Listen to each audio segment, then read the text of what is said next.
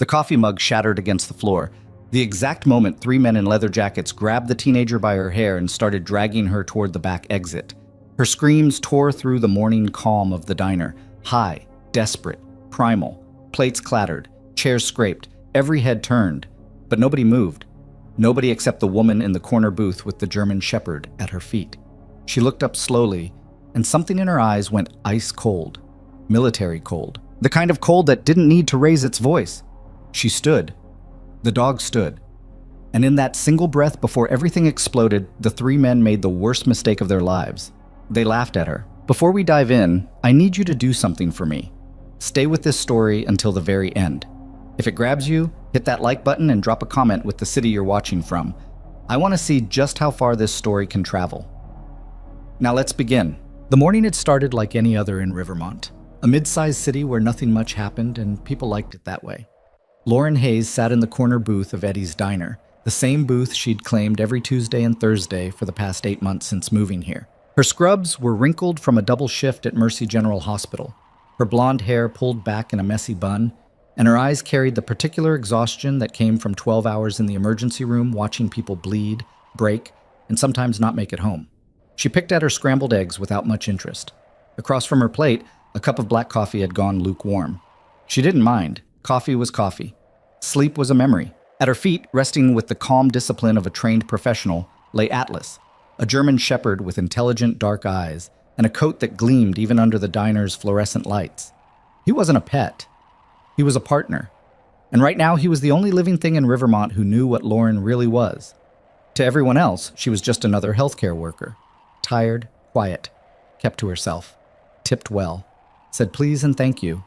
They had no idea. The diner hummed with the usual morning soundtrack, sizzling bacon, the clatter of dishes, low conversations, the occasional laugh. Eddie Caruso, the owner, a thick-shouldered man in his 60s with a Brooklyn accent that hadn't faded in 30 years, worked the grill while his daughter Marissa handled the counter. She was 19, bright-eyed, studying nursing at the community college. She'd asked Lauren about the profession once, and Lauren had given her the sanitized version, rewarding, challenging, emotionally demanding. She didn't mention the other skills she'd learned, the ones that had nothing to do with IVs and sutures. Lauren glanced at her watch, 09:15. She had 6 hours before her next shift, enough time to go home, shower, maybe sleep if her brain would let her. Atlas shifted slightly, his ears twitching. He'd sensed something before she did, a change in the air, a tension creeping into the room like smoke under a door. The bell above the entrance chimed. 3 men walked in. Lauren didn't look up immediately, but her peripheral vision cataloged them instantly. Muscle builds, leather jackets despite the warm weather, boots designed for intimidation, not comfort. The way they moved, too loose, too confident, like they owned any space they entered. The lead guy had a scar running from his left eyebrow to his cheekbone. The second was taller, shaved head, neck tattoos crawling up from his collar. The third hung back, younger, nervous energy, hands in his pockets. They weren't here for breakfast. Atlas's ears went flat, but he didn't move, didn't growl, didn't react. Because Lauren hadn't given the command. She kept her gaze on her eggs, but every sense had just gone to high alert. Old instincts didn't fade. They hibernated, and right now, hers were waking up fast. The scarred man scanned the room with the slow arrogance of someone used to people looking away.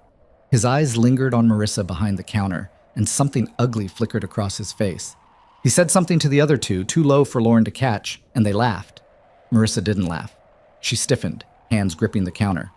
Eddie looked up from the grill, his expression darkening. "Can I help you, gentlemen?" The scarred man smiled. It didn't reach his eyes. "Yeah, we're here to collect." "Collect what?" "Your daughter." The diner went very still. Eddie's face flushed red. "Get the hell out of my restaurant." "Can't do that, Eddie." The man's voice was casual, almost friendly. "See, your daughter's got a debt, and we're here to make sure it gets paid." Marissa's voice cracked. "I don't owe you anything. Your boyfriend does. And since he skipped town, guess who gets to cover it?" The scarred man took a step toward the counter. "So you're going to come with us, quietly, or we make this real unpleasant for everyone here." Eddie moved to block him, but the bald man was faster. He grabbed Eddie by the collar and slammed him against the grill. Eddie shouted in pain, the hot surface searing through his shirt. "Dad!" Marissa screamed. The younger guy vaulted over the counter and grabbed her by the arm. She fought, thrashing, but he was stronger. He dragged her toward the door while she clawed at his hands, her screams rising in pitch. Lauren's coffee mug hit the floor. The sharp crack of ceramic breaking cut through the chaos. Every head in the diner turned toward her. She stood slowly, deliberately. Atlas rose beside her, a shadow of controlled power. "Let her go," Lauren said. Her voice wasn't loud. It didn't need to be. It carried the weight of absolute certainty, the kind of tone that didn't expect to be questioned. The scarred man turned, eyebrows raised. Then he laughed. "You gotta be kidding me." "Let her go," Lauren repeated, quieter this time, colder. Marissa was still struggling, tears streaming down her face. The younger guy had her by both arms now, lifting her off her feet as she kicked and screamed. The other customers sat frozen, some staring, some looking away, all of them doing nothing. The scarred man took a step toward Lauren, his smile widening. "Sweetheart, you look like you just worked a 12-hour shift and you're about to fall over. Sit down. Eat your eggs. This doesn't concern you." Lauren didn't blink. "Last chance." He laughed again, louder this time, playing to the room. "You hear this? She thinks she's gonna—" Lauren moved, years of training compressed into a single fluid motion. She closed the distance between them in 2 steps. Faster than he expected, faster than anyone expected. Her hand shot out, fingers locking around his wrist as he reached for her. She twisted, rotating his arm at the joint, using his own momentum against him. His body followed the physics, his balance breaking, and she drove him down hard. His knees hit the floor with a crack that made people wince. The entire sequence took less than 3 seconds. The room went dead silent. The scarred man gasped, his face pressed against the tile, his arm bent at an angle that promised a world of pain if he moved wrong. "What the—" Atlas stepped forward, positioning himself between Lauren and the bald man who'd released Eddie and was now staring at her with a mix of shock and fury. The dog didn't bark, didn't snarl, just stood there, absolutely still, absolutely ready. The younger guy still had Marissa, but he'd frozen, his eyes wide. Lauren's voice cut through the silence like a blade. "I said let her go." The bald man recovered first. "You just made a big mistake, lady." He started toward her, hands curling into fists. Atlas moved. Not an attack, a controlled interception. He positioned himself directly in the man's path, lips pulling back just enough to show teeth, a low rumble building in his chest that vibrated the air. The man stopped. "Call him off," he said, but his voice had lost some of its edge. "Let the girl go," Lauren replied. "Then we'll talk." The younger guy looked at the scarred man, still pinned to the floor. "Vic, what do we—" "Shut up," Vic snarled, then sucked in a breath as Lauren applied just a fraction more pressure to his trapped arm. Okay, Marco, let her go." Marco hesitated, then released Marissa. She stumbled away from him, running to her father. Eddie wrapped his arms around her, his face pale, his back still red where the grill had burned him. Lauren didn't release Vic. "Now you're all going to walk out of here, slowly, and you're never coming back." Vic's laugh was strained, edged with pain and fury. "You have no idea who you're messing with, no idea what's going to happen when—" The sirens cut him off. Distant at first, then rapidly growing louder. Multiple vehicles, moving fast. Vic's eyes widened. "What did you—" "I didn't call anyone," Lauren said quietly. But her gaze flicked to Eddie, who had his phone out, his hand shaking but his thumb pressed firmly on the screen. The sirens were close now, too close. Then they stopped. Car doors slammed, footsteps. Not regular police footsteps. These were heavier, more disciplined, moving in coordinated patterns. The diner door crashed open. 4 figures in tactical gear flooded in, weapons drawn but pointed low, moving with the precision of a unit that had trained together for years. Black uniforms, body armor, no local police insignia. Behind them, 2 more men in suits. The lead tactical operator, a woman with sharp features and captain's bars on her collar, swept the room with professional efficiency. Her gaze landed on Lauren, still holding Vic to the floor, and something flickered across her face. Surprise, recognition, and then something that looked almost like respect. "Ma'am," the captain said carefully, "you can release him. We'll take it from here." Lauren held Vic for 1 more second, then let go and stepped back. He scrambled to his feet, face flushed with rage and humiliation. "These people attacked us," he shouted, jabbing a finger at Lauren. "She assaulted me. Arrest her." The captain didn't even look at him. Her eyes stayed locked on Lauren. "Captain Hayes?" The name dropped into the room like a stone into still water. Ripples of shocked silence spread outward. Every single person in the diner turned to stare at Lauren. She didn't react, just stood there in her wrinkled scrubs and messy bun, exhaustion still written across her face. but something else visible now in the set of her shoulders, the steadiness of her gaze. One of the suited men stepped forward. Lauren Hayes, former captain, 82nd Combat Support Hospital. 3 tours, Silver Star recipient, specialized trauma surgeon attached to special operations units in classified theaters. Marissa's mouth fell open.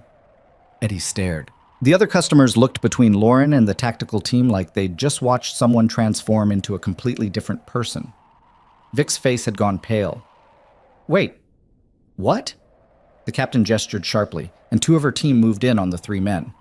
Victor Russo, Marco DeSanto, James Klein, you're under arrest for attempted kidnapping, assault, extortion, and about 15 other charges we're going to enjoy filing.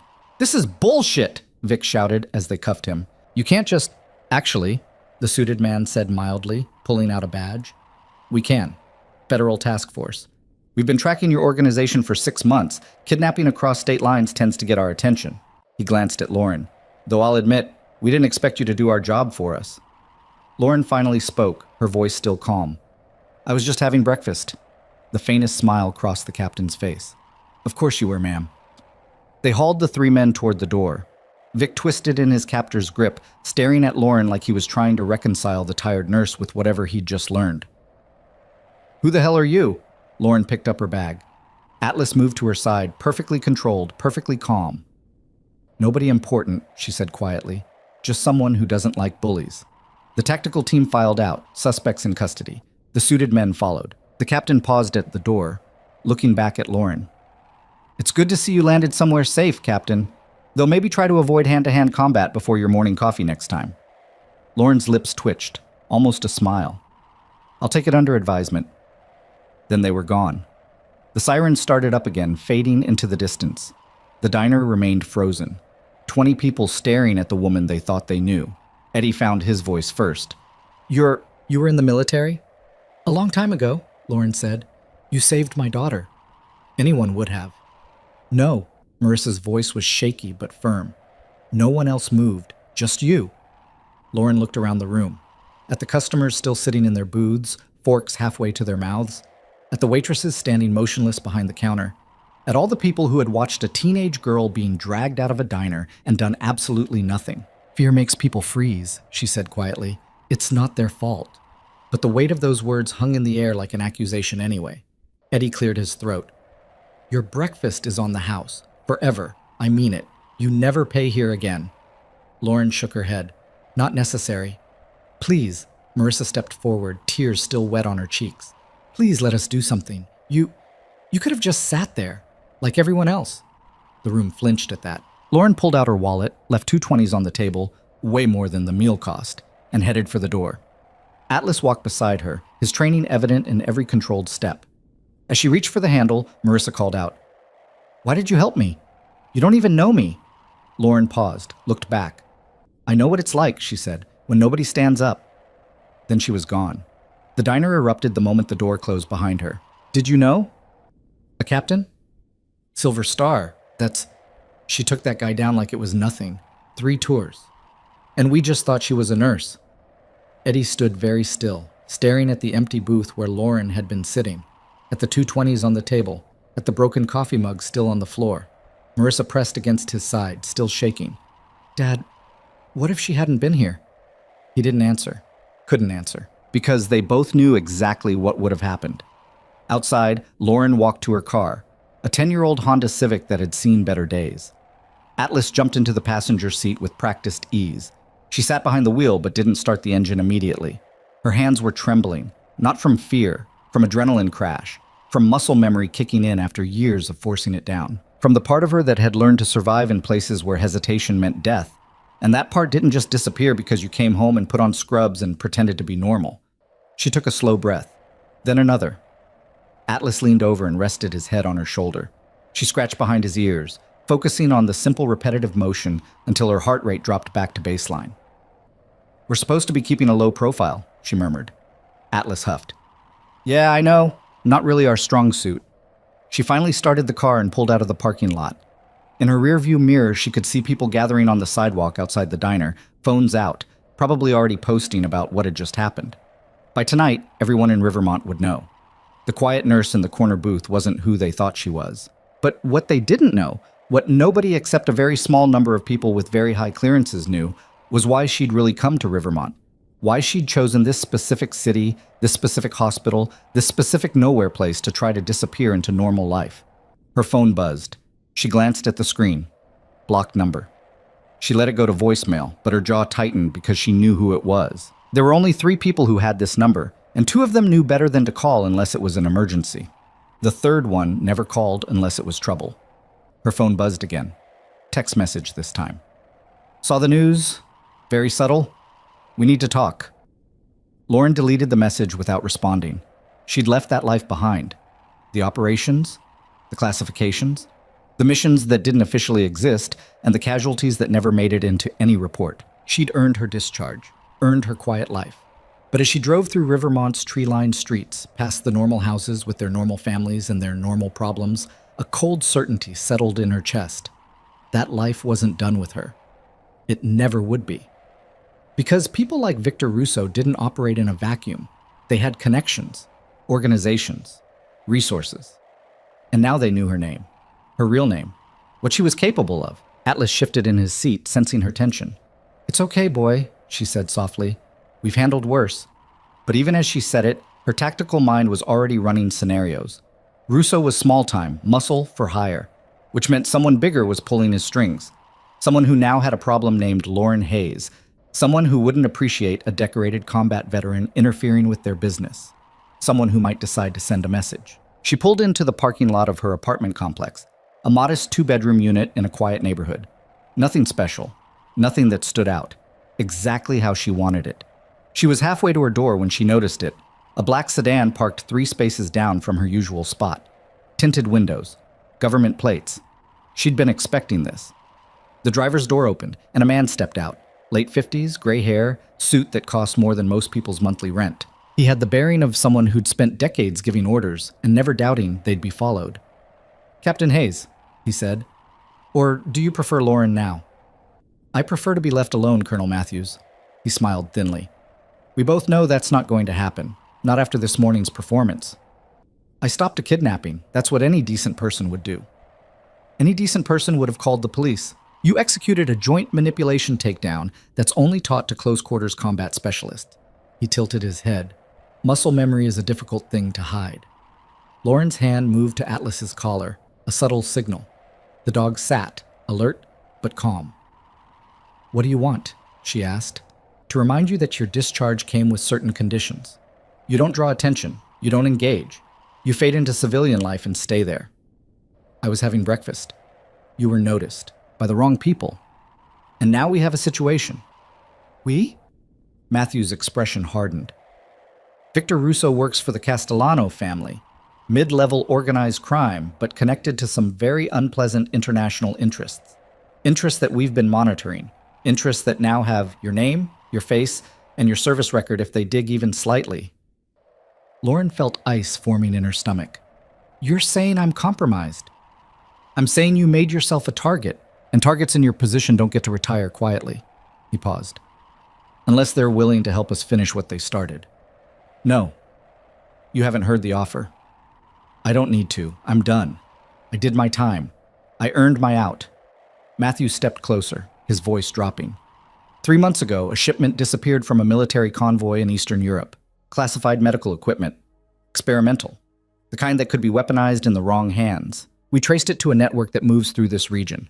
Through organizations like the Castellanos. He held her gaze. "You're already in this, Captain. The only question is whether you help us contain it, or whether we all watch it blow up in our faces." Lauren's mind raced. Experimental medical equipment. That could mean anything from advanced trauma systems to biological agents to things she didn't want to think about. "You're asking me to go operational again.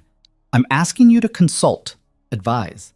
Use your unique skill set to help us locate and recover what was taken before it ends up on a black market auction block or worse. And if I say no?" Matthew's expression didn't change, but something cold flickered in his eyes. "Then we can't protect you. And when the Castellanos come looking for the woman who humiliated their people and cost them a valuable asset, you'll be handling it alone." He paused. "You and your dog against a criminal empire. I like your odds, Captain, but I don't love them." The threat hung in the air between them. Lauren looked at Atlas, at her apartment building, at the normal life she'd been trying so desperately to build, all of it already crumbling. I need time to think. You have 24 hours. After that, we move with or without you. Matthews pulled out a card, set it on the hood of her car. Call me, or don't. But either way, this isn't over. He got back in his sedan and drove away. Lauren stood in the parking lot, the morning sun warm on her face, and felt the weight of inevitability pressing down on her shoulders. She'd known, somewhere deep down, that this day would come. You didn't walk away from the things she'd seen, the things she'd done, the secrets she carried, and just blend into normalcy. The world didn't work that way. Her phone buzzed again. Another blocked number. Another message. You're making waves, Captain. Some people notice waves. Be careful. Not a threat. A warning. From someone who knew exactly what kind of trouble she'd just stepped into. Lauren picked up the colonel's card, stared at it for a long moment, then slipped it into her pocket. 24 hours. She looked down at Atlas. Looks like retirement's going to have to wait. The dog's tail wagged once. Lauren Hayes had spent 8 months trying to be invisible, trying to be normal, trying to forget the things she'd learned in the dark corners of the world where good people did terrible things to keep worse things from happening. But the moment those 3 men grabbed Marissa, the moment she stood up in that diner, she'd torn away the carefully constructed facade. And now there was no putting it back. The quiet nurse was gone. The soldier had returned. And whether she wanted it or not, the war had just followed her home. She unlocked her apartment door with fingers that had finally stopped shaking, Atlas slipping past her into the familiar space they'd shared for 8 months. The apartment was sparse, functional furniture, no photographs on the walls, nothing that spoke of a past or hinted at who she really was. Just the necessities, a place to sleep between shifts, a temporary waypoint in a life that had learned not to put down roots. Lauren dropped her keys on the kitchen counter and moved to the window, pulling back the curtain just enough to scan the parking lot below. The black sedan was gone, but that didn't mean she wasn't being watched. Matthews had resources, the kind that didn't announce themselves with obvious surveillance. Her phone sat on the counter, silent now, but heavy with implications. 24 hours. She had 24 hours to decide whether to walk back into the world she'd fought so hard to leave behind, or face whatever came next alone. Atlas padded over to his water bowl, drinking with the calm efficiency of a working dog who'd learned patience in places where water wasn't always guaranteed. Lauren watched him, feeling the familiar weight of responsibility. She'd gotten him out too, gotten them both out, and now she was considering dragging them both back in. The knock on her door came exactly 3 hours later. Not loud, not aggressive, just 3 measured taps that somehow conveyed authority without threat. Lauren moved to the door, checking the peephole. A woman stood in the hallway, mid-30s, dark hair pulled back in a severe bun, wearing a charcoal blazer over dark jeans. She held up a badge to the peephole, government issue, and Lauren caught the letters before she pulled it back, FBI. She opened the door but left the chain on. Can I help you? Agent Rebecca Torres, Federal Bureau of Investigation. The woman's voice was professional, clipped. I need to speak with you about this morning's incident at Eddie's Diner. I already spoke with the tactical team, gave my statement. That was military. I'm civilian oversight. Different jurisdiction. Torres glanced past Lauren into the apartment. May I come in? This won't take long. Lauren studied her for a beat longer than necessary, reading body language, looking for tells. Torres stood with the balanced stance of someone trained in defensive tactics, but her shoulders weren't rigid, no backup visible in the hallway. Either she'd come alone, or her team was very good at staying hidden. Lauren unhooked the chain and stepped aside. Torres entered, her gaze sweeping the apartment with the practiced efficiency of someone who'd learned to catalog a room in seconds. Her eyes lingered on Atlas, who sat near the couch, watching her with alert interest. Service dog? Torres asked. Partner? Torres nodded, accepting that without question. She moved to the small dining table, pulled out a chair without asking permission, and sat. The casualness of it was deliberate, establishing comfort, building rapport. Standard interview technique. Lauren remained standing. What do you need to know that wasn't in my statement? Torres pulled out a slim tablet, tapped it twice. Your statement was very thorough. Textbook, actually. Clean timeline, precise details, no emotional language. Almost like you'd written incident reports before. She looked up. Professionally, I mean. I was in the military. Paperwork was part of the job. Combat Support Hospital, according to your file. Trauma surgeon. 3 tours, multiple commendations. Torres swiped through something on the tablet. Though your file gets very thin after your second deployment, whole sections redacted, black ink everywhere. Lauren said nothing. The interesting thing, Torres continued, is that trauma surgeons don't usually receive training in close quarters combat disarmament techniques. But you dropped Victor Russo like you'd done it 1,000 times. Muscle memory, that precise doesn't come from a weekend self-defense course. I had good instructors. Torres smiled slightly. I'm sure you did. Captain Hayes, I'm not here to dig into classified operations. That's above my clearance and honestly above my interest level. I'm here because Victor Russo, Marco DeSanto, and James Klein are small fish, enforcement muscle for the Castellano crime family, and the Castellanos don't take losses well. Matthews already gave me that speech. Something shifted in Torres's expression. Colonel Matthews contacted you.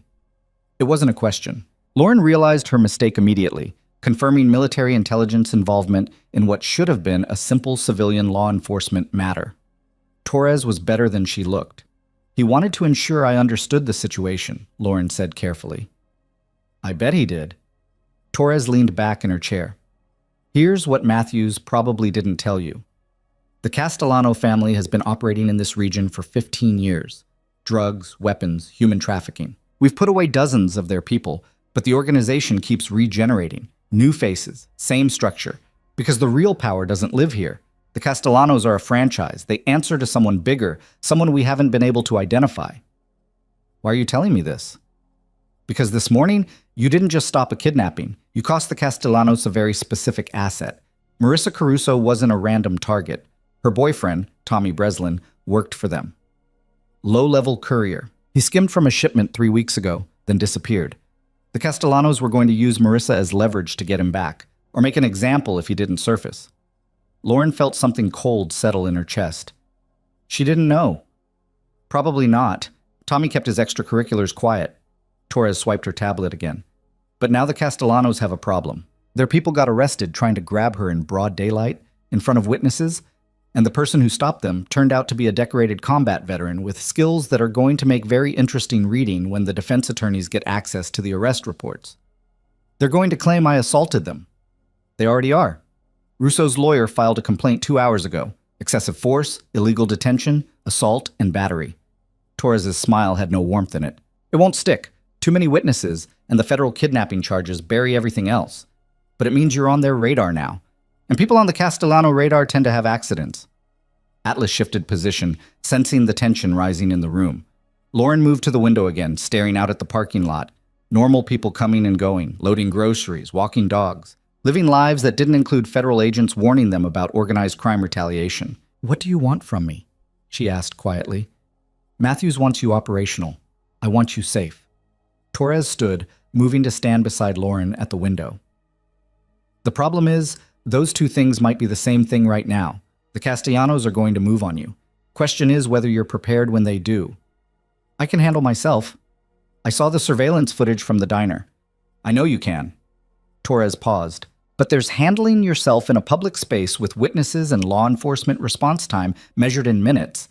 And then there's handling yourself when they come for you at 3 in the morning and nobody's watching. Lauren turned to face her. You're trying to scare me into cooperating with Matthews. I'm trying to keep you alive long enough to make your own choice. Torres handed her a card, different from Matthews' civilian agency contact information. The Bureau can offer witness protection, new identity, relocation, the whole package. You'd have to leave everything behind, including your job, but you'd be safe. Or you work with Matthews. Help locate whatever it is the military lost. Use your access to the Castellano organization, because they're going to make contact, trust me on that, to gather intelligence. And when this is over, maybe you get to keep your life here. Maybe. That's a lot of maybes. Torres's expression softened slightly. Yeah, it is, but it's more than most people get in your situation. She moved toward the door, then paused. For what it's worth, what you did this morning took guts. A lot of people would have looked away. You didn't. That matters. It got me into this mess. It saved a girl's life. Sometimes those two things are the same thing. Torres opened the door, then looked back. You've got Matthew's timeline, 24 hours. But the Castellanos work faster than bureaucracy. If you're still deciding when they show up, it might be too late to decide at all. Then she was gone. Lauren stood in the silent apartment, 2 business cards on her counter, and a choice that wasn't really a choice at all. She picked up her phone and dialed a number she'd memorized years ago and never forgotten, even though she'd hoped never to use it again. It rang twice before a familiar voice answered. "I was wondering when you'd call." "Sergeant Rivera," Lauren said. "I need a favor." "You need a lot more than that, Captain. I saw the news. Very impressive. Very loud. Can you get me intel on the Castellano family? Current structure, known associates, operational territory?" There was a pause. "That's not a favor. That's me committing federal crimes." "I know what I'm asking." Another pause, longer this time. Then Rivera sighed. "You pulled me out of that ambush outside Kandahar. Carried me 2 clicks with a sucking chest wound and 3 broken ribs. I owe you my life." "You don't owe me anything." "Yeah, I do. Give me 6 hours. I'll send what I can find through encrypted channels. Same protocols we used overseas." His voice dropped. "Lauren, whatever you're walking into, I know." "No, I don't think you do. The Castellanos aren't insurgents. They don't follow rules of engagement. They don't take prisoners. And they sure as hell don't give second chances. Neither did the Taliban. I survived them. You had a platoon watching your back. Here, you've got a dog and a lot of bad memories." Rivera's concern was genuine, and it cut deeper than any threat. "Please be careful." "Always am." She ended the call before he could argue further. The rest of the day passed in careful preparation. Lauren went to her storage unit across town, a small concrete box that held the few possessions she'd kept from her military service. She unlocked it with a key she'd carried for 8 months and never used, pulling back the rolling door to reveal neatly organized containers. She opened the one marked medical supplies first, but the trauma kits and surgical instruments weren't what she needed. She moved them aside and found the false bottom, pressing the release that revealed the compartment underneath. 2 handguns, military issue, ammunition, a tactical knife, a Kevlar vest that had stopped 2 bullets on her last deployment, and a small locked box containing documents, the kind that proved you existed when official records said you didn't. She hadn't touched any of it since moving to Rivermont. Hadn't wanted to. But need trumped want, and right now she needed to not be a soft target. Lauren loaded everything into a duffel bag, locked the unit, and drove back to her apartment. She took side streets, varied her speed, checked her mirrors constantly. No tails that she could detect, but that didn't mean much. Good surveillance was invisible. Back home, she secured the weapons in her bedroom closet, within reach but out of sight. Then she sat at her laptop and waited for Rivera's data. It arrived at 1800 hours, a heavily encrypted file that took 3 authentication steps to open. When it finally loaded, Lauren found herself looking at a comprehensive dossier that Rivera had clearly pulled from multiple classified databases. The Castellano family structure was more sophisticated than she'd expected. Traditional organized crime, yes, but with corporate efficiency. Territory divided into zones, each managed by a captain who reported up the chain. Enforcement, logistics, finance, all compartmentalized, all insulated. Victor Russo appeared in the enforcement branch, mid-level, exactly as Torres had said. But the names above him were where things got interesting. Anthony Castellano ran the family, at least on paper. But the actual decision-making seemed to flow through his younger brother, Marcus, a man with degrees from Wharton and Georgetown who'd legitimized several family businesses while keeping the illegal operations running in the shadows. Smart, dangerous. Lauren scrolled through known associates and felt her blood run cold. One name stood out, flagged with intelligence markers and classified annotations. Dmitry Volkov, Russian national, former FSB, the modern incarnation of the KGB, now operating as an independent contractor for various criminal enterprises. Specialty, asset recovery and wet work. And according to Rivera's notes, Volkov had been spotted in Rivermont 2 weeks ago, before the kidnapping attempt, before Lauren had intervened, which meant the Castellanos had already escalated their operations here, had already brought in serious muscle for something bigger than collecting debts from a teenage girl. Lauren cross-referenced dates and locations, building a timeline. The military shipment that Matthews mentioned had disappeared 12 weeks ago. Volkov had entered the country 9 weeks ago. He'd been tracked to 3 different cities before appearing in Rivermont 2 weeks ago, following something, or someone. Her phone rang. Unknown number, but the area code was local. She answered without speaking, heavy breathing on the other end. Then a male voice, rough with pain and fear. "Captain Hayes? Who is this?" "Tommy Breslin, Marissa's boyfriend. I heard what you did this morning. Thank you for saving her." Lauren's tactical mind snapped to attention. "Where are you?" "Hiding, but they're close. They're always close." His voice cracked. "I need help. I know I don't deserve it, but Marissa, they'll use her to get to me. Even after today, they'll try again. What did you take from them? Silence. Tommy, if you want my help, I need to know what I'm dealing with. It wasn't drugs. It wasn't money. He sucked in a shaky breath. It was a package. Small, heavy, locked. I was supposed to deliver it to a warehouse on the north side, but I got curious. I picked the lock. Lauren felt pieces clicking into place. What was inside? Medical equipment. At least that's what it looked like. Vials, syringes, technical readouts I couldn't understand, but the labels... He paused. They were military, U.S. military, with biohazard warnings. There it was, the missing shipment, the experimental equipment Matthews had mentioned. Where is it now? Lauren asked quietly. Safe. Hidden. But the Castellanos know I have it, and they're tearing the city apart looking for me. His voice dropped to a whisper. There's a Russian guy asking questions. Scary guy, professional. He's not like the others. He's... The line went dead. Not disconnected. Cut. Mid-sentence. Lauren immediately tried calling back. The number rang once, then went to a generic voicemail. She was already moving, grabbing her keys, her phone, pulling up the tracking app she'd installed on her work vehicle. If Tommy had called from a landline or a borrowed phone, there might be a way to trace... Her apartment lights went out. All of them. Simultaneously. Not a power outage. The building across the parking lot still had lights. This was targeted. Atlas was on his feet instantly, a low growl building in his chest. Lauren moved to the window, staying to the side, and peered out through the edge of the curtain. 3 vehicles in the parking lot that hadn't been there 10 minutes ago. Dark SUVs with tinted windows. No lights. Engines running. Doors opened. Men stepped out, 6 of them, moving with coordinated precision toward her building. Not police. Not federal agents. These men moved like operators, like people who'd done this before and knew exactly how it would play out. Lauren grabbed her phone and dialed Matthews. He answered on the first ring. Captain Hayes? I'm blown. 6 hostiles approaching my location. Cutting power. Professional operation. Get out, now. I'll have a team there in no time. Well, Lauren was already in her bedroom, pulling the handgun from the closet, checking the magazine. 15 rounds. 1 in the chamber. They're already in the building. She could hear footsteps in the hallway. Slow, methodical. Checking doors. Atlas stood at her side, every muscle coiled, waiting for commands. There's a safe house, Matthews said urgently.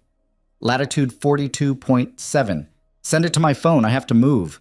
She ended the call and switched the phone to silent. The footsteps were closer now. She could hear voices, low, speaking in what sounded like Russian.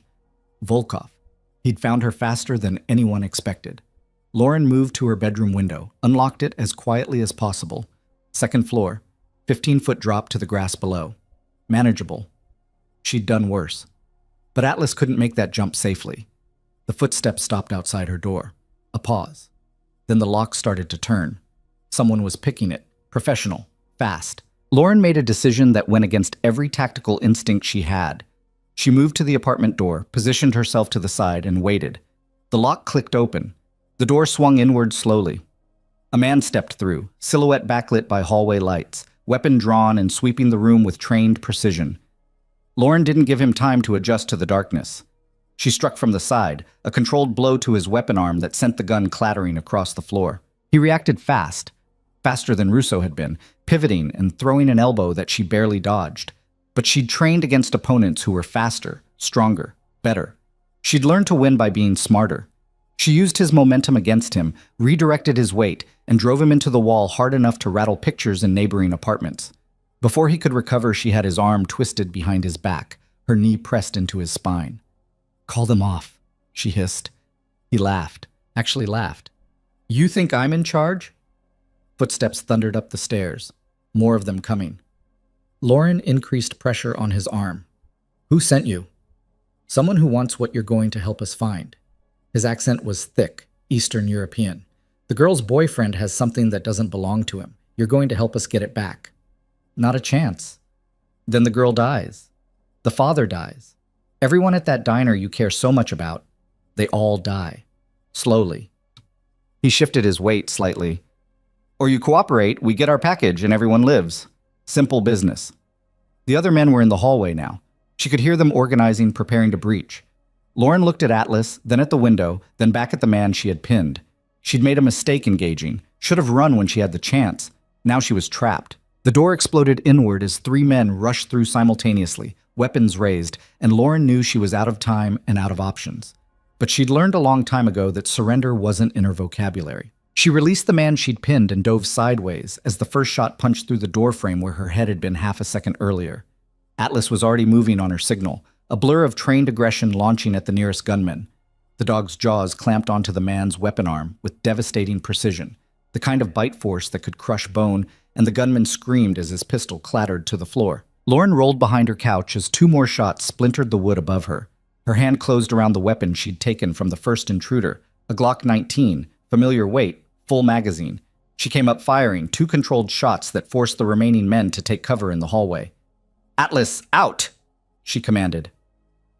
The dog released immediately and bounded toward the bedroom window she'd already opened. Lauren provided covering fire as she backed toward the same window, her tactical mind calculating angles and timing. 4 hostiles down or suppressed, but the building had only one stairwell, and these men were professionals. They'd have the exits covered. She heard Atlas hit the grass outside with a heavy thump and a sharp yelp that sent ice through her veins, but she couldn't stop to check if he was hurt. She was already on his windowsill, twisting to drop feet first just as automatic weapons fire tore through the apartment behind her, the distinctive chatter of an AK variant shredding furniture and walls with indiscriminate violence. The drop was harder than she'd anticipated. Her boots hit wet grass and her ankle rolled wrong, pain shooting up her leg as she collapsed and tumbled. Old injury from Kandahar, never fully healed. Atlas was there immediately, limping but mobile, and she pushed herself up despite the screaming protest from her ankle. Flashlight swept the area from the second-floor window, voices shouting in Russian. Lauren ran. She made it to the tree line at the edge of the complex before the first bullet snapped past her ear. The parking lot erupted with activity, engines roaring, doors slamming, men organizing pursuit with military efficiency. These weren't street thugs. Volkov had brought real operators, the kind who'd done this in Chechnya or Syria or whatever black site training ground produced men who hunted humans for a living. Her phone buzzed. Matthews's coordinates loaded automatically into her maps application. 12 miles northwest. Might as well have been 100 the way her ankle was screaming.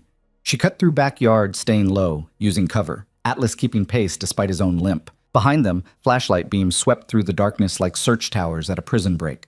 They had thermal optics. They had numbers. They had vehicles. She had training and desperation. Not enough. Lauren pulled out her phone and dialed Torres. "FBI tip line. How may I—" "It's Hayes. I'm being actively pursued by armed hostiles. My apartment's been shot up and I need immediate law enforcement response at my location." Torres's voice sharpened instantly. "Where are you?" "Cutting through residential area east of Pinewood Apartments. Multiple shooters, automatic weapons, at least 6 tangos." "Stay on the line. I'm dispatching units now." But Lauren knew the math. Response time in this neighborhood was 8 to 12 minutes. She had maybe 3 before the net closed completely.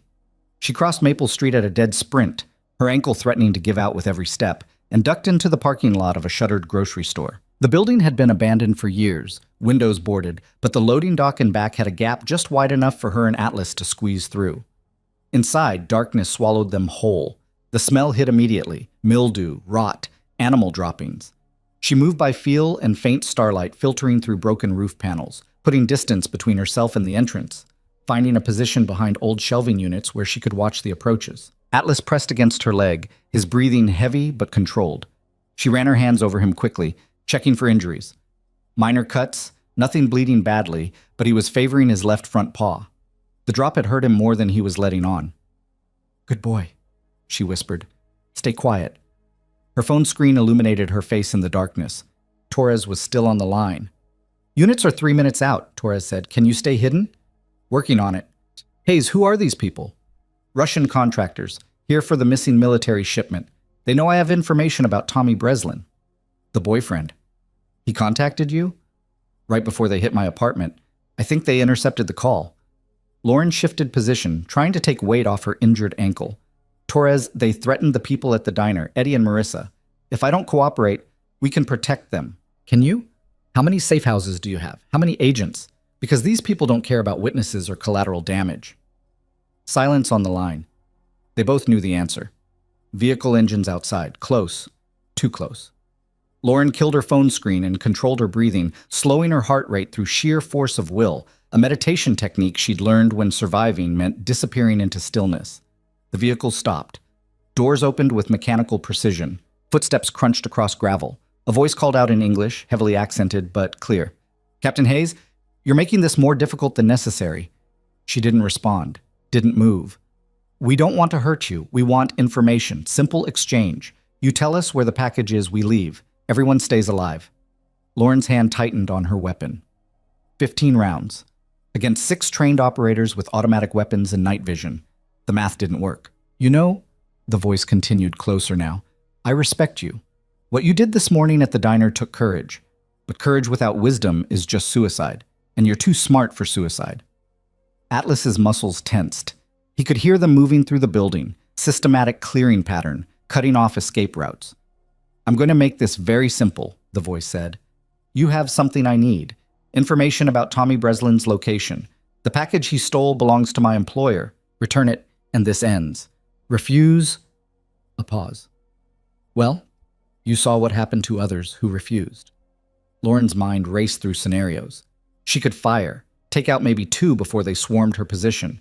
Could try to run, but her ankle wouldn't support sustained movement. Could wait for law enforcement, but these men would either vanish before police arrived or kill her and disappear into the night. None of the options ended well. Then her phone vibrated. Text message, unknown number, roof access northeast corner, ladder still intact, move now. No signature, no explanation. Lauren looked up through the darkness toward where the roof should be. Someone was feeding her intelligence, someone with eyes on her position. Rivera? Matthews? Someone else entirely? Didn't matter. It was her only play. She moved, fast and quiet, Atlas following. The northeast corner meant crossing the open floor space, exposing herself to anyone watching the main entrance. But the darkness was complete here, and she knew how to move without sound. She found the ladder by touch, old metal rungs, some rusted, but still bolted to the wall. She holstered her weapon and started climbing, each movement sending fresh agony through her ankle. Atlas waited below, and for a terrible moment she didn't know how to get him up. Another text, "Leave the dog. I'll extract him." Every instinct screamed against it. Atlas was her partner, her responsibility, but she also knew that tactical decisions meant making impossible choices. "Atlas, stay," she whispered. "Guard." The dog sat, perfectly still, perfectly disciplined. Lauren climbed. Behind her, flashlight beams swept into the building, voices coordinating in Russian. They were inside now, spreading out, checking corners. She reached the roof access hatch and pushed. Rusted hinges protested but gave way, and she hauled herself onto the flat roof just as shouts erupted below. They'd found the ladder, footsteps pounding up metal rungs. Lauren ran across the roof, ignoring the fire in her ankle, looking for options. The next building was 15 feet away, too far to jump. Fire escape on the east side, but it would put her back at ground level where they could surround her. Headlights swept the street below, multiple vehicles converging, not the Russians. These were civilian cars, unmarked but moving with coordinated precision. They formed a perimeter around the abandoned grocery store in seconds, and Lauren recognized the tactical deployment pattern. Federal Response Team. The roof access hatch behind her slammed open. A man emerged, weapon raised, scanning for targets. He spotted Lauren and raised his rifle. She dropped flat as gunfire split the night, but the shots weren't aimed at her. They were aimed at the vehicles below, suppressive fire that sent federal agents diving for cover. The shooter was trying to create chaos, confusion, an opportunity to extract or eliminate her in the crossfire. Lauren low-crawled toward the edge of the roof and looked down. 3 stories. Straight drop onto concrete, unsurvivable. But there was a dumpster, 10 feet out from the building wall, filled with construction debris from a renovation project that had never finished. Math she didn't like. Trajectory she'd never practiced. Landing zone that might kill her even if she made it. The shooter was advancing across the roof, firing controlled bursts at the agents below. Another text. "Jump. I've got the angle." Lauren looked at her phone, at the anonymous number, at the message from someone who knew exactly where she was and exactly what she was thinking. She had 2 seconds to decide. Trust or die. She jumped. The world turned sideways, gravity claiming her with brutal efficiency. Wind screamed past her ears. The dumpster rushed up to meet her and she twisted midair, trying to control her landing, She hit hard. Pain exploded through her left shoulder as she crashed into garbage bags and broken drywall. The impact drove the air from her lungs and her vision went white, then black, then red at the edges. Something cracked. Ribs or collarbone. She couldn't tell through the symphony of agony. But she was alive. Hands grabbed her, pulled her from the dumpster. She tried to fight, but her body wasn't responding correctly. Nerves misfiring, muscles locked in trauma response. Easy, Captain, I'm on your side. The voice was young, male, American, not Russian. She blinked away the pain tears and focused on the face above her. Mid-20s, Hispanic features, tactical gear but no insignia, eyes that had seen combat. Rivera sent me, he said quickly. Name's Martinez, Special Activities Division. We need to move right now. He half-carried, half-dragged her toward a black SUV parked in the alley. The rear door opened and someone pulled her inside while Martinez ran around to the driver's seat. The door slammed. Tires screamed. Lauren's head spun as the vehicle accelerated hard, throwing her against the seat. She tried to sit up, tried to orient herself, but her shoulder screamed protest and nausea rolled through her stomach. Atlas, she managed. Dog secure, a woman's voice said from the front passenger seat. Rivera's team extracted him during the chaos. He's safe. Lauren focused on the speaker. Another operator, female, dark-skinned, calm professional demeanor despite having just executed what must have been a complex extraction under fire. Who are you people? The ones keeping you alive. The woman glanced back. Special Activities Division, paramilitary operations. Rivera called in every favor he had to get us here. You're welcome, by the way. Gunfire erupted behind them. The rear window shattered, safety glass turning into a spiderweb of cracks. Martinez swerved hard, cutting through a red light and accelerating onto the highway. They're pursuing, the woman said, checking her side mirror. I see them. Martinez's voice was ice calm. Call it in. The woman spoke into a radio. Overwatch, this is Ground 2. We have the package and are moving to secondary extraction. Hostile pursuit confirmed, 3 vehicles, automatic weapons hot. A voice crackled back. Copy Ground 2. Air support is 12 minutes out. Can you maintain? Martinez glanced at the speedometer, then at the pursuing vehicles. Affirmative. We'll make it work. Lauren forced herself upright despite the pain. Through the broken rear window, she could see 3 black SUVs weaving through traffic, gaining on them. Professional drivers, willing to take risks that most people wouldn't. They're not going to stop, she said. Neither are we. Martinez cut across 2 lanes, took an exit ramp at 70 miles per hour, and merged onto a secondary road. How badly are you hurt? Functional. Shoulders damaged, maybe broken ribs, ankles compromised. Can you shoot? Yes. The woman in the passenger seat turned and handed back a carbine rifle. Then get ready. This is about to get interesting. They were heading toward the industrial district now. Warehouses and shipping containers creating a maze of metal and concrete. Martinez killed the headlights and drove by starlight alone, navigating through memory or GPS, taking turns that seemed random, but gradually opened distance between them and their pursuers. But the Russians adapted fast. They split up, one vehicle maintaining direct pursuit, while the other 2 took parallel streets, trying to box them in. Professional tactics, Martinez muttered. These guys have done this before. Volkov, Lauren said. Former FSB. He's running the operation. The woman swore softly. Rivera didn't mention we'd be going against Russian intelligence. Would it have changed your answer? A brief smile. Hell no, but it would have been nice to know. The SUV's engine roared as Martinez floored it down a long straightaway between warehouses. Behind them, one of the pursuit vehicles accelerated to match pace, closing the gap. Lauren watched through the broken window as the passenger window of the Russian vehicle rolled down and a rifle barrel emerged. Contact rear, she called. The rifle fired, full automatic, bullets stitching across the road and sparking off the pavement. Martinez swerved, but there was limited room to maneuver. Lauren braced herself against the seat, brought up the carbine, and returned fire through the shattered rear window.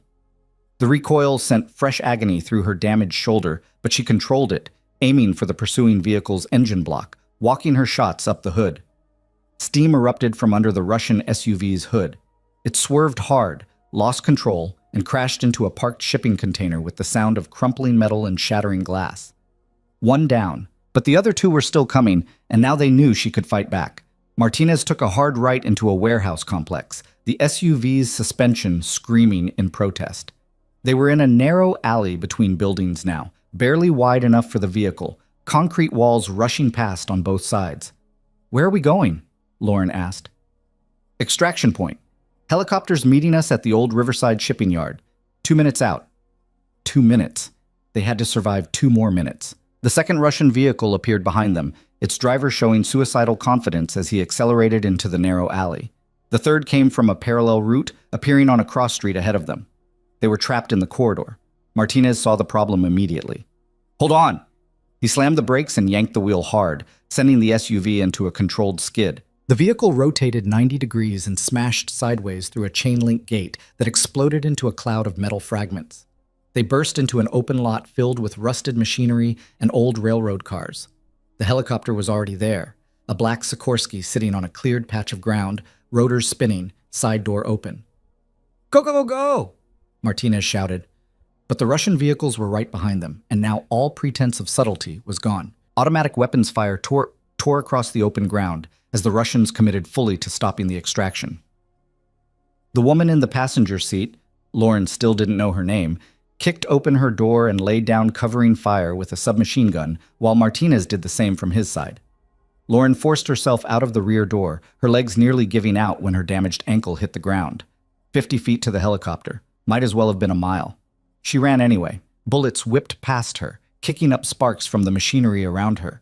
She could hear Martinez and the woman firing disciplined bursts, trying to suppress the Russians long enough for... The woman went down. Lauren saw it happen in peripheral vision. A burst caught her in the legs and she collapsed, screaming. Martinez was there immediately, grabbing her, trying to drag her toward the helicopter while still returning fire. Lauren turned back. Every tactical instinct said, keep running, get to the extraction point, survive. Let the operators handle their own. But she'd left too many people behind in too many places. Watched too many bodies loaded onto transports because someone made the smart tactical decision instead of the right human one. She ran toward Martinez and the wounded woman instead of away. "Get her to the bird," she shouted, taking up a firing position behind an old rail car. She emptied the carbine's magazine at the nearest Russian vehicle, forcing them to take cover, buying seconds they desperately needed. Martinez didn't argue. He hauled the wounded woman over his shoulder and ran for the helicopter while Lauren changed magazines, her movements automatic despite the pain, muscle memory from 1,000 range drills. The Russians were out of their vehicles now, advancing on foot with tactical precision. 6 operators moving in coordinated pairs, using cover effectively, closing the distance. Lauren's carbine clicked empty. She'd burned through both magazines. The pistol she'd taken from the apartment was still holstered at her waist. 15 rounds. Against 6 advancing shooters with automatic weapons. She drew it anyway. The lead Russian operator rounded the rail car where she'd taken cover. She shot him twice, center mass, and he went down. The second operator came from the opposite direction and she pivoted, fired 3 times, heard him grunt, and fall back. 13 rounds left, 4 operators remaining. The math was getting worse. "Hayes!" Martinez's voice from the helicopter. "Move!" She ran, firing blindly behind her to discourage pursuit. Her ankle gave out completely and she fell, crashed hard onto the gravel. Felt something tear in her already damaged shoulder. Hands grabbed her jacket collar. Martinez had come back for her, was dragging her across the ground toward the helicopter while the pilot laid down covering fire with a mounted weapon that roared like thunder. They reached the Sikorsky, and willing hands pulled Lauren inside. Martinez dove in after her, and the pilot didn't wait for confirmation. The helicopter lifted immediately, nose tilting forward as it accelerated away from the shipping yard. Lauren lay on the deck, breathing hard, every part of her body competing for which hurt worst. Through the open door, she could see the Russians below, still firing, muzzle flashes lighting up the darkness. Then they were above the range of small arms fire, rising into the night sky, and the gunfire faded to nothing. The wounded woman, her name was Torres, confusingly the same as the FBI agent, though no relation, was being worked on by a medic who'd been waiting in the helicopter. Tourniquets applied, pressure dressings, vital signs checked with practiced efficiency. Martinez slumped against the opposite bulkhead, his tactical vest showing 3 impact points where bullets had hit the armor plate. His face was pale, but he was smiling. "That was way too close," he said. Lauren tried to laugh, but it came out as a cough that sent fresh pain through her ribs. "Thanks for the assist. Thank Rivera. He called in every marker he had for this."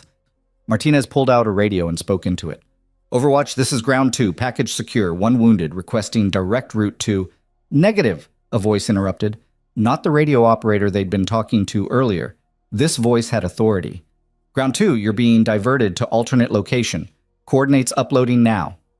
Martinez frowned at his GPS unit as new waypoints appeared. "Sir, we have a casualty who needs immediate medical attention."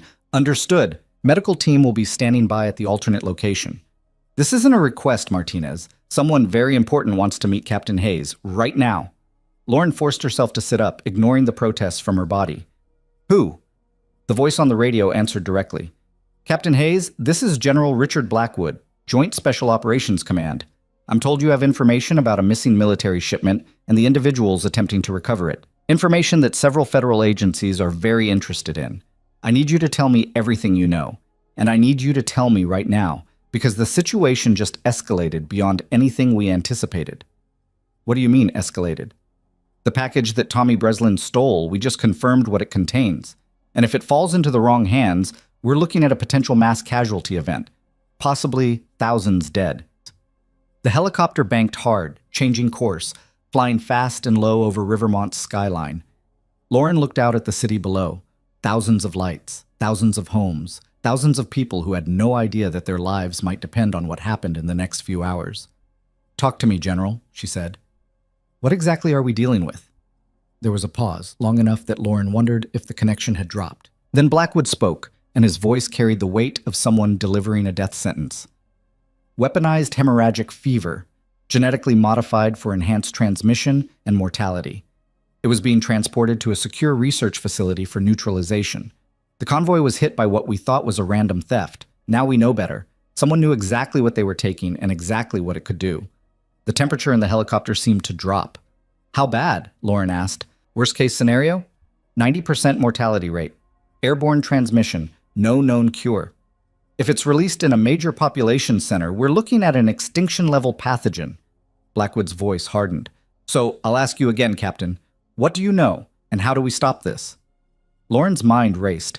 Tommy Breslin had stolen a bioweapon. The Castellanos wanted it back, presumably to sell to the highest bidder. Volkov was here to ensure the transaction went smoothly, and she was the only person who'd had direct contact with Tommy before the Russians intercepted his call. Everyone was hunting one terrified kid who had no idea he was carrying the end of the world in his backpack. Tommy called me, she said, right before the attack on my apartment. He said the package was hidden somewhere safe. He didn't specify where. Can you trace the call? The line went dead mid-conversation. I think they intercepted it. Lauren closed her eyes, trying to remember every word of that brief conversation. He mentioned a warehouse on the north side, said he was supposed to deliver there originally. If we can find that location, we're already checking known Castellano properties, but there are hundreds of warehouses in that district. We need more. He was scared, said they were close. That means he's still in the city, probably somewhere he thinks is secure. Lauren thought about the profile. Low-level courier, early 20s, local kid who got in over his head. General, Tommy's not a professional. He's a college dropout who thought skimming from a delivery would be easy money. He doesn't have the resources for sophisticated hiding. So where would someone like that go? Somewhere familiar, somewhere he feels safe. Lauren opened her eyes. We need to find out everything about Tommy Breslin. Where he grew up, where he went to school, family connections, favorite locations. He's going to ground in a place that means something to him personally. I'll have my people pull his background immediately. Blackwood paused. Captain, I'm also authorizing a full tactical response. If the Castellanos or Volkov get to that package before we do, they won't take him alive, Lauren finished. And if Tommy dies before telling them where it's hidden, the bioweapon could stay lost for weeks, maybe months. Plenty of time for it to degrade or leak or for someone to stumble onto it accidentally. Yes, that's the nightmare scenario. The helicopter was descending now, approaching what looked like a government building with heavy security, armed guards, vehicle barriers, the works. Not a military base. Somewhere else. Somewhere off the books. Where are we? Lauren asked Martinez. Safe house, joint operations facility. Technically doesn't exist on any map. He checked his weapon, ejected the magazine and slapped in a fresh one. If we're dealing with a bioweapon situation, this is where they coordinate response. The helicopter touched down on a rooftop landing pad. The doors opened immediately, and a medical team rushed forward, loading the wounded operator onto a stretcher. Martinez moved to follow, but Lauren grabbed his arm. My dog! Rivera said he was extracted. He's here. Climate-controlled holding area, being checked by a veterinarian. He's safe. That was something at least. Lauren let them help her out of the helicopter, her damaged ankle refusing to support weight. A doctor tried to guide her toward a medical bay, but she shook her head. I need to speak with Blackwood first. Ma'am, you're injured. I need to stop a bioweapon from killing thousands of people. Medical can wait. The doctor looked like he wanted to argue, but a sharp voice cut through the discussion. Let her through. A man emerged from the rooftop access door. 60s, military bearing, 3 stars on his collar. General Richard Blackwood in person, and he looked exactly as tired and stressed as someone managing a potential catastrophe should look. He walked straight to Lauren and extended his hand. Captain Hayes, thank you for your service. Now tell me how we fix this. She shook his hand despite the pain it caused her shoulder. I need access to Tommy Breslin's background file. I need a tactical team ready to move on my analysis. And I need someone to protect Eddie and Marissa Caruso, because the Castellanos are going to use them as leverage. Already done. FBI has protective custody on everyone from the diner. As for the rest, Blackwood gestured toward the door. Let's move. We have a situation room set up. They descended into the facility, moving through corridors that smelled of recycled air and fresh paint, past rooms filled with communications equipment and personnel working with the focused intensity of people who knew the stakes. The situation room was smaller than Lauren expected, just a conference table, several monitors, and a handful of people who all looked up when she entered. She recognized Colonel Matthews immediately. Agent Torres was there too, along with several others in military and civilian agency attire. Captain, Matthews said, glad you made it. Barely. Lauren lowered herself into a chair, her body finally demanding rest whether she wanted to give it or not. Somebody want to explain why a genetically modified bioweapon was being transported through civilian areas instead of by military aircraft in a secured container? Matthews and Blackwood exchanged looks. The transport was compromised, Blackwood said carefully. We had intelligence suggesting that someone inside the facility knew about the shipment. We were moving it off books to prevent interception. How'd that work out? Obviously not well. Blackwood pulled up imagery on the main monitor, surveillance footage of a convoy being hit by what looked like a professional military operation. They knew the route, the timing, the vehicle configurations. This was an inside job from the start. Who's the buyer? Lauren asked. We don't know. The Castellanos are the middlemen. They're brokering the sale to someone with very deep pockets and very dark intentions. Matthews pulled up another screen showing financial transaction records. We've tracked partial payments through shell corporations across 5 countries. Whoever wants this weapon has nation-state level resources. Lauren studied the data, her tactical mind processing patterns and connections. If it's nation-state, why use criminals as intermediaries? Deniability. This goes sideways, it's organized crime acting independently, not a foreign government committing an act of war. Blackwood sat across from her. Which brings us back to Tommy Breslin. He's the weak link in their chain, and now that you've made contact with him, you're our best chance of finding him before they do. He called me because I saved his girlfriend. He trusts me, or at least trusts me more than he trusts anyone else right now. Lauren looked at the assembled intelligence officers. But he's terrified and probably in shock. Making contact again is going to be difficult. Torres, the FBI agent, not the wounded operator, leaned forward. We've pulled his phone records. The call to you came from a burner, purchased 3 weeks ago with cash. No way to trace it directly. But we've been analyzing his social media, his credit card history, known associates. She pulled up a map of Rivermont on the main screen, dozens of location pins scattered across it. These are places Tommy frequented in the 6 months before he disappeared. College campus, his apartment, several bars, a gym, Eddie's diner, where his girlfriend worked. Standard pattern for a 23-year-old with no major responsibilities. Except somewhere in there, someone recruited him, Lauren said. The Castellanos don't just grab random college kids for courier work. Someone vouched for him.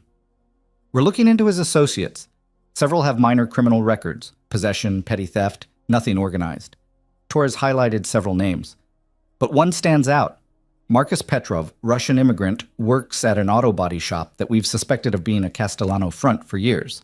Lauren felt pieces clicking together. Petrov recruited Tommy. Probably made it sound easy. Quick cash for simple deliveries. By the time Tommy realized what he was actually involved in, he was in too deep to back out, until he made the mistake of opening a package he shouldn't have. Blackwood stood, pacing. The question is where he'd go when everything fell apart. His apartment's been empty for 3 weeks. His family's in Florida and we've had them under surveillance. No contact. Friends claim they haven't heard from him. He's using cash, staying off grid, probably moving between locations. Lauren closed her eyes, thinking through the psychology. But he called me. That means he's reaching a breaking point. Fear of the Castellanos is warring with fear of what he's carrying. He knows it's dangerous, even if he doesn't know the specifics. So he wants to give it back, but he's afraid they'll kill him anyway. Exactly. Lauren opened her eyes. Which means we have a window. If I can make contact again, convince him that we can protect him. Her phone rang. Unknown number. Everyone in the room went silent. Lauren looked at Matthews, who nodded sharply. Tech specialists were already tracing the call, trying to lock down the location. She answered on speaker. This is Hayes. Heavy breathing, then Tommy's voice, shaking worse than before. Captain Hayes? I saw the news. The shooting at your apartment. Are you okay? I'm alive. Where are you, Tommy? I can't. They're everywhere. I see their cars. I hear them asking about me. I can't sleep, can't eat, can't. His voice cracked. I'm so scared. I just wanted the money. I didn't know. Tommy, listen to me. Lauren kept her voice calm, authoritative, the tone she'd used with wounded soldiers who were slipping into shock. I can help you, but I need you to trust me. How? How can you possibly help? You saw what they did. They attacked you because of me. Because I called you. Everyone I touch, they get hurt. Tommy, what you're carrying is worse than you think. Much worse. If the wrong people get it, thousands of people could die. Do you understand? Thousands. Silence. Then quietly, what is it? A weapon. Biological. If it's released, it could start a pandemic that makes COVID look like a common cold. She heard him start crying. Oh no. Oh no. I thought it was drugs or guns or... Where is it, Tommy? Where did you hide it? I can't tell you. Not on the phone. They're listening. They're always listening. Matthews was gesturing frantically. The trace was almost complete. Then we need to meet, Lauren said. Face to face. Somewhere public, somewhere safe. Bring the package, hand it over, and we'll put you in protective custody. New identity, new life, far away from all of this. You promise? You promise they can't get to me? I promise. More silence. Lauren could hear him thinking, could almost feel his fear through the connection. There's a place, he said finally, where I used to go with Marissa, back before everything got complicated, before I screwed everything up. St. Catherine's Park near the old gazebo. Tomorrow morning, 6 a.m. Nobody's there that early. I'll be there. Come alone. If I see anyone else, anyone I don't recognize, I run, and you never find the package. Ever. The line went dead. Matthews immediately started issuing orders. We got the trace. He's calling from the West Side District, probably a payphone or another burner. Get teams canvassing the area, but do it quietly. I don't want to spook him. Blackwood turned to Lauren. You can't go to that meeting. You're injured, you're compromised, and Volkov knows your face. He'll have people watching the park. Which is why I have to go. Tommy trusts me. He doesn't trust anyone else. We'll send someone who looks like you. Similar build, he'll know. The second she opens her mouth, the second she moves wrong, he'll know. Lauren forced herself to stand despite her body's protests. I'm going. You can have every sniper in the military covering me, but I'm the one walking into that park. Blackwood studied her for a long moment. Then he nodded slowly. You'll have full tactical support. Overwatch, concealed response teams, aerial surveillance. But Hayes, if this goes wrong, if Volkov makes his move, then a lot of people are going to die, and at least I'll have tried to stop it. She looked at the clock on the wall. 2,200 hours. 8 hours until the meeting. 8 hours to prepare for what would either save thousands of lives or end in catastrophic failure. And somewhere in Rivermont, Dmitry Volkov was making his own preparations, planning his own operation, hunting for the same target with resources that dwarfed anything Lauren had access to. The race was on, and only one side could win. The next 8 hours passed in a blur of preparation and pain management. A military physician examined Lauren's injuries with the detached efficiency of someone who'd treated combat wounds before. Separated shoulder requiring immediate reduction. 3 cracked ribs, severe ankle sprain, multiple contusions. He manipulated her shoulder back into socket without anesthesia because she needed to stay sharp, and the scream that tore from her throat echoed down the corridor outside the medical bay. That's going to hurt for weeks, the doctor said, wrapping her torso in compression bandages that would stabilize the ribs. You shouldn't be walking, let alone going into a hostile contact scenario. Noted. Lauren gritted her teeth as he fitted a rigid ankle brace that would provide support, but limit mobility. Can I shoot? Your right shoulder's intact, left arm stays in a sling, or you risk permanent nerve damage. He handed her a small bottle. Ibuprofen. Take 4 now, 4 more in 6 hours. It'll take the edge off without compromising your reaction time. She dry swallowed the pills and let him finish the bandaging. When he was done, she looked like a walking casualty. Sling, brace, bandages visible beneath her borrowed tactical clothing. Not exactly the image of strength and competence she wanted to project. Matthews appeared in the doorway. "We need to talk about tomorrow's operation." They moved to a smaller briefing room where a three-dimensional map of St. Catherine's Park filled the main display. The park was 60 acres of wooded trails, open fields, and the old gazebo Tommy had mentioned, a Victorian-era structure near the center, surrounded by mature oak trees that would provide cover but also concealment for potential threats. "We'll have 3 sniper teams positioned here, here, and here," Matthews said, highlighting elevated positions around the park perimeter. "Full coverage of the gazebo and approaches, aerial surveillance from a drone at 2,000 feet, undercover agents posing as morning joggers and dog walkers throughout the park." "Tommy said, 'Come alone,'" Lauren reminded him. "You will be alone at the meet point, but if Volkov makes his move, you'll have backup within 15 seconds. Matthews zoomed in on the gazebo. "The Russian's good, but he's not invisible. We'll spot him." "You're betting my life on that assumption." "I'm betting thousands of lives on preventing a bioweapon release." Matthews' expression hardened. "If you have a better option, I'm listening." She didn't. They both knew it. Blackwood entered carrying a tablet. "We've made progress on the Castellano investigation.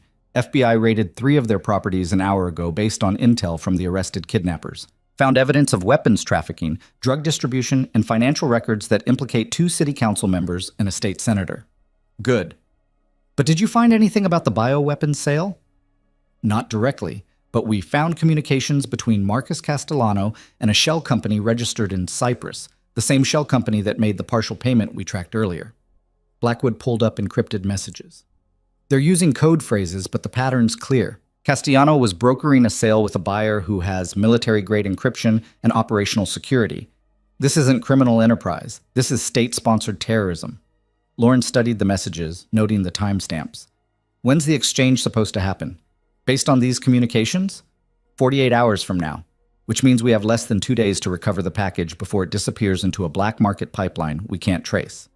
The pressure was building, visible in everyone's faces, audible in the tension of their voices. They were running out of time and options, betting everything on a traumatized kid showing up to a meeting that could easily be a trap. "What about Volkov?" Lauren asked. "Any sightings since the shipping yard?" "None. He's gone to ground." Matthews pulled up surveillance footage from various cameras around Rivermont.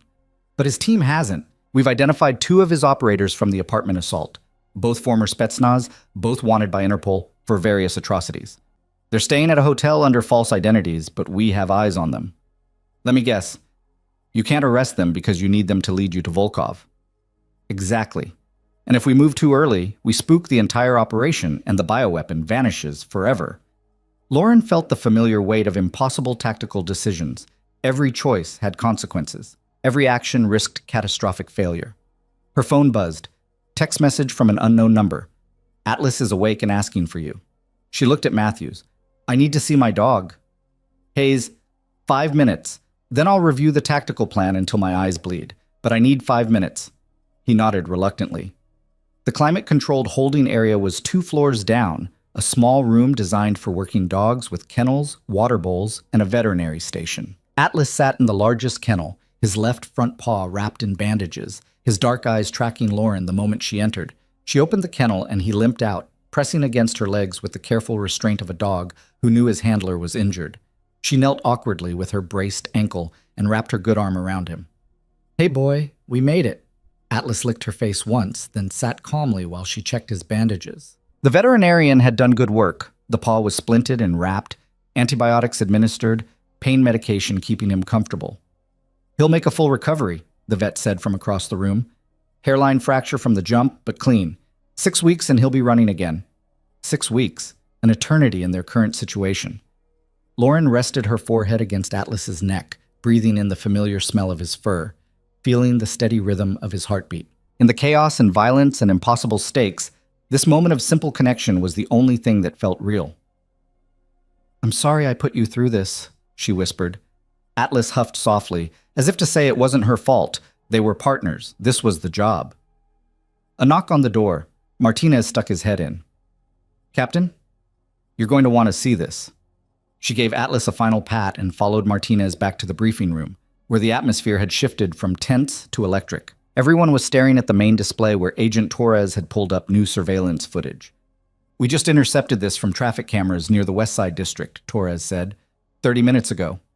The footage showed a young man, early 20s, disheveled, wearing a hoodie and carrying a backpack, moving quickly through alleys and side streets. The gait was wrong, constantly looking over his shoulder, the body language of someone who knew they were being hunted. Tommy Breslin. He's still in the city, Matthews said. Still mobile. Torres advanced the footage. Watch. 2 blocks behind Tommy, moving with professional precision, were 3 men in civilian clothing who were very clearly not civilians. Their formation, their awareness, their movement patterns, all military training. Volkov's team, Blackwood said quietly. They watched as Tommy ducked into an abandoned building. The 3 operators followed, spreading out to cover exits. Minutes passed. Then Tommy emerged from a different entrance, running now, and the operators reacted immediately, but he'd gained distance. Smart kid, Martinez muttered, using the urban environment. He won't stay ahead of them forever, Lauren said. He's exhausted, scared, making mistakes. They're trained professionals who do this for a living. Torres fast-forwarded through several more camera feeds, tracking Tommy's movement through the city. Each time he thought he'd lost his pursuers, they reappeared, relentless, patient, closing the net incrementally. Last confirmed sighting was 40 minutes ago, Torres said. After that, he disappears. Either he found a secure location or they got him. Lauren studied the map of Tommy's route. He's heading southeast toward the industrial district. Matthews zoomed in on the area. Lots of abandoned buildings. Easy to hide, but also easy to get trapped. We need to find him before the meeting, Blackwood said. If Volkov gets to him first. Lauren's phone rang. Everyone froze. Same unknown number as before. She answered immediately. Tommy? His voice was barely a whisper, ragged with exhaustion and terror. They almost got me. I saw them. 3 of them, working together, like wolves hunting. Where are you right now? Hiding. I can't keep running. I'm so tired. I haven't slept in 2 days. Every sound, every shadow. He broke down, sobbing. I just want this to be over. It will be. 6 a.m., the gazebo. Bring the package, hand it over, and you're done. What if they follow me? What if they're there? We'll handle them. You have my word. Silence except for his ragged breathing. Then, there's something else, something I didn't tell you before. Lauren felt ice forming in her stomach. What? The package. It's not just 1 container. There were 2. I only took 1. The other, the Castellanos still have it. The room erupted. Jesus Christ, Matthews swore. Blackwood was already on his phone, issuing rapid orders to someone on the other end. Lauren forced her voice to stay calm. Tommy, where's the 2nd container? I don't know. I just know there were 2 in the original shipment, identical. The manifest I saw listed them as A and B. I grabbed A because it was closer. B was already being loaded into a different vehicle. What vehicle? What did it look like? Black van. No markings. 2 guys in suits. They didn't look like the usual Castellano muscle. They looked... He paused, searching for words. They looked government. Matthews and Blackwood exchanged looks that confirmed what Lauren was thinking. The inside job went deeper than they'd thought. Tommy, this is critical. Did you see who those men were? Any identifying features, badges, anything? No, wait. One of them dropped something. A phone or maybe a badge. When he picked it up, I saw... Tommy's voice caught. I saw a logo, like an eagle with arrows or something. Official looking. Federal seal, Matthews said quietly. Somewhere in the government chain, someone's working with the Castellanos. Lauren's mind raced through implications. If there were 2 containers and someone inside the federal system had the other one, then recovering Tommy's package wouldn't end the threat. It would only buy time while a compromised asset sat inside their own organization. Tommy, stay hidden. Don't move until morning. Can you do that? I think so. There's a storage unit I've been using. Nobody knows about it. I can wait there. Good. Tomorrow at 6 this ends, I promise. She disconnected and looked at the assembled officers. We have a bigger problem. Blackwood was already pulling up personnel files. If someone inside helps steal the shipment, we need to identify them before they disappear or activate the 2nd container. The convoy was military, Matthews said. Limited personnel with access to route and cargo details. Maybe 30 people maximum. Start with anyone who had financial problems, family overseas, anything that could be leveraged for blackmail. Lauren moved to the display, studying the timeline. The convoy was hit 12 weeks ago. Look for personnel who've changed behavior since then. New purchases, travel patterns, communication anomalies. Torres was already running searches. I'll coordinate with counterintelligence. If there's a mole, we'll find them. But Lauren knew the math. Finding one compromised individual among thousands of federal employees and military personnel with only hours to work with was a nearly impossible task, unless they flipped the approach. We don't find the mole, she said slowly. We make the mole come to us. Matthews looked up. How? Tomorrow's meeting. Tommy shows up, hands over container A, and word spreads through official channels that we've recovered the bioweapon. Lauren outlined her thinking. If there's someone on the inside working with the Castellanos, they'll panic. They'll know their window is closing. They'll have to move the second container or risk it being discovered during the investigation. And we track whoever moves, Blackwood finished. It's risky. If they decide to destroy the evidence instead, they won't. That bioweapon is worth hundreds of millions to the right buyer, possibly billions if it's nation-state sponsored. They'll try to extract it. Lauren looked at each of them in turn. We set the trap at the park, recover container A, leak the success through classified channels. Then we watch who runs. Matthews nodded slowly. It could work. We'd need surveillance on every possible exit route from any federal facility that could store something that sensitive. NSA can handle electronic monitoring, Torres said. We watch for encrypted communications, unusual data transfers, anything that suggests someone's trying to coordinate an extraction. Blackwood checked his watch. We have 5 hours until the meet. Not enough time for a full counterintelligence operation, but enough to set up basic monitoring. He turned to Lauren. You understand that if this goes wrong, if Volkov gets container A and we don't identify the mole fast enough, then we have 2 bioweapon containers in hostile hands instead of 1. Yeah, I understand. And you still want to go through with it? Lauren thought about Tommy Breslin, terrified and exhausted, hiding in a storage unit and waiting for dawn. Thought about Marissa Caruso, who'd almost been kidnapped because her boyfriend made a stupid mistake. Thought about the thousands of people in Rivermont who had no idea their lives hung in the balance. I don't see another option that gives us better odds. Neither did they. The next 4 hours were a masterclass in military logistics and intelligence coordination. Sniper teams deployed to their positions under cover of darkness. Undercover agents received their assignments and dispersed throughout the park. The drone was launched and began its patrol pattern. Electronic surveillance locked onto every cell tower, every communication node within 5 miles of the meeting location. Lauren used the time to prepare herself mentally and physically. She reviewed the park layout until she could navigate it blind, practiced drawing her sidearm with her offhand since her left arm was immobilized. Ran through scenarios, best case, worst case, everything in between.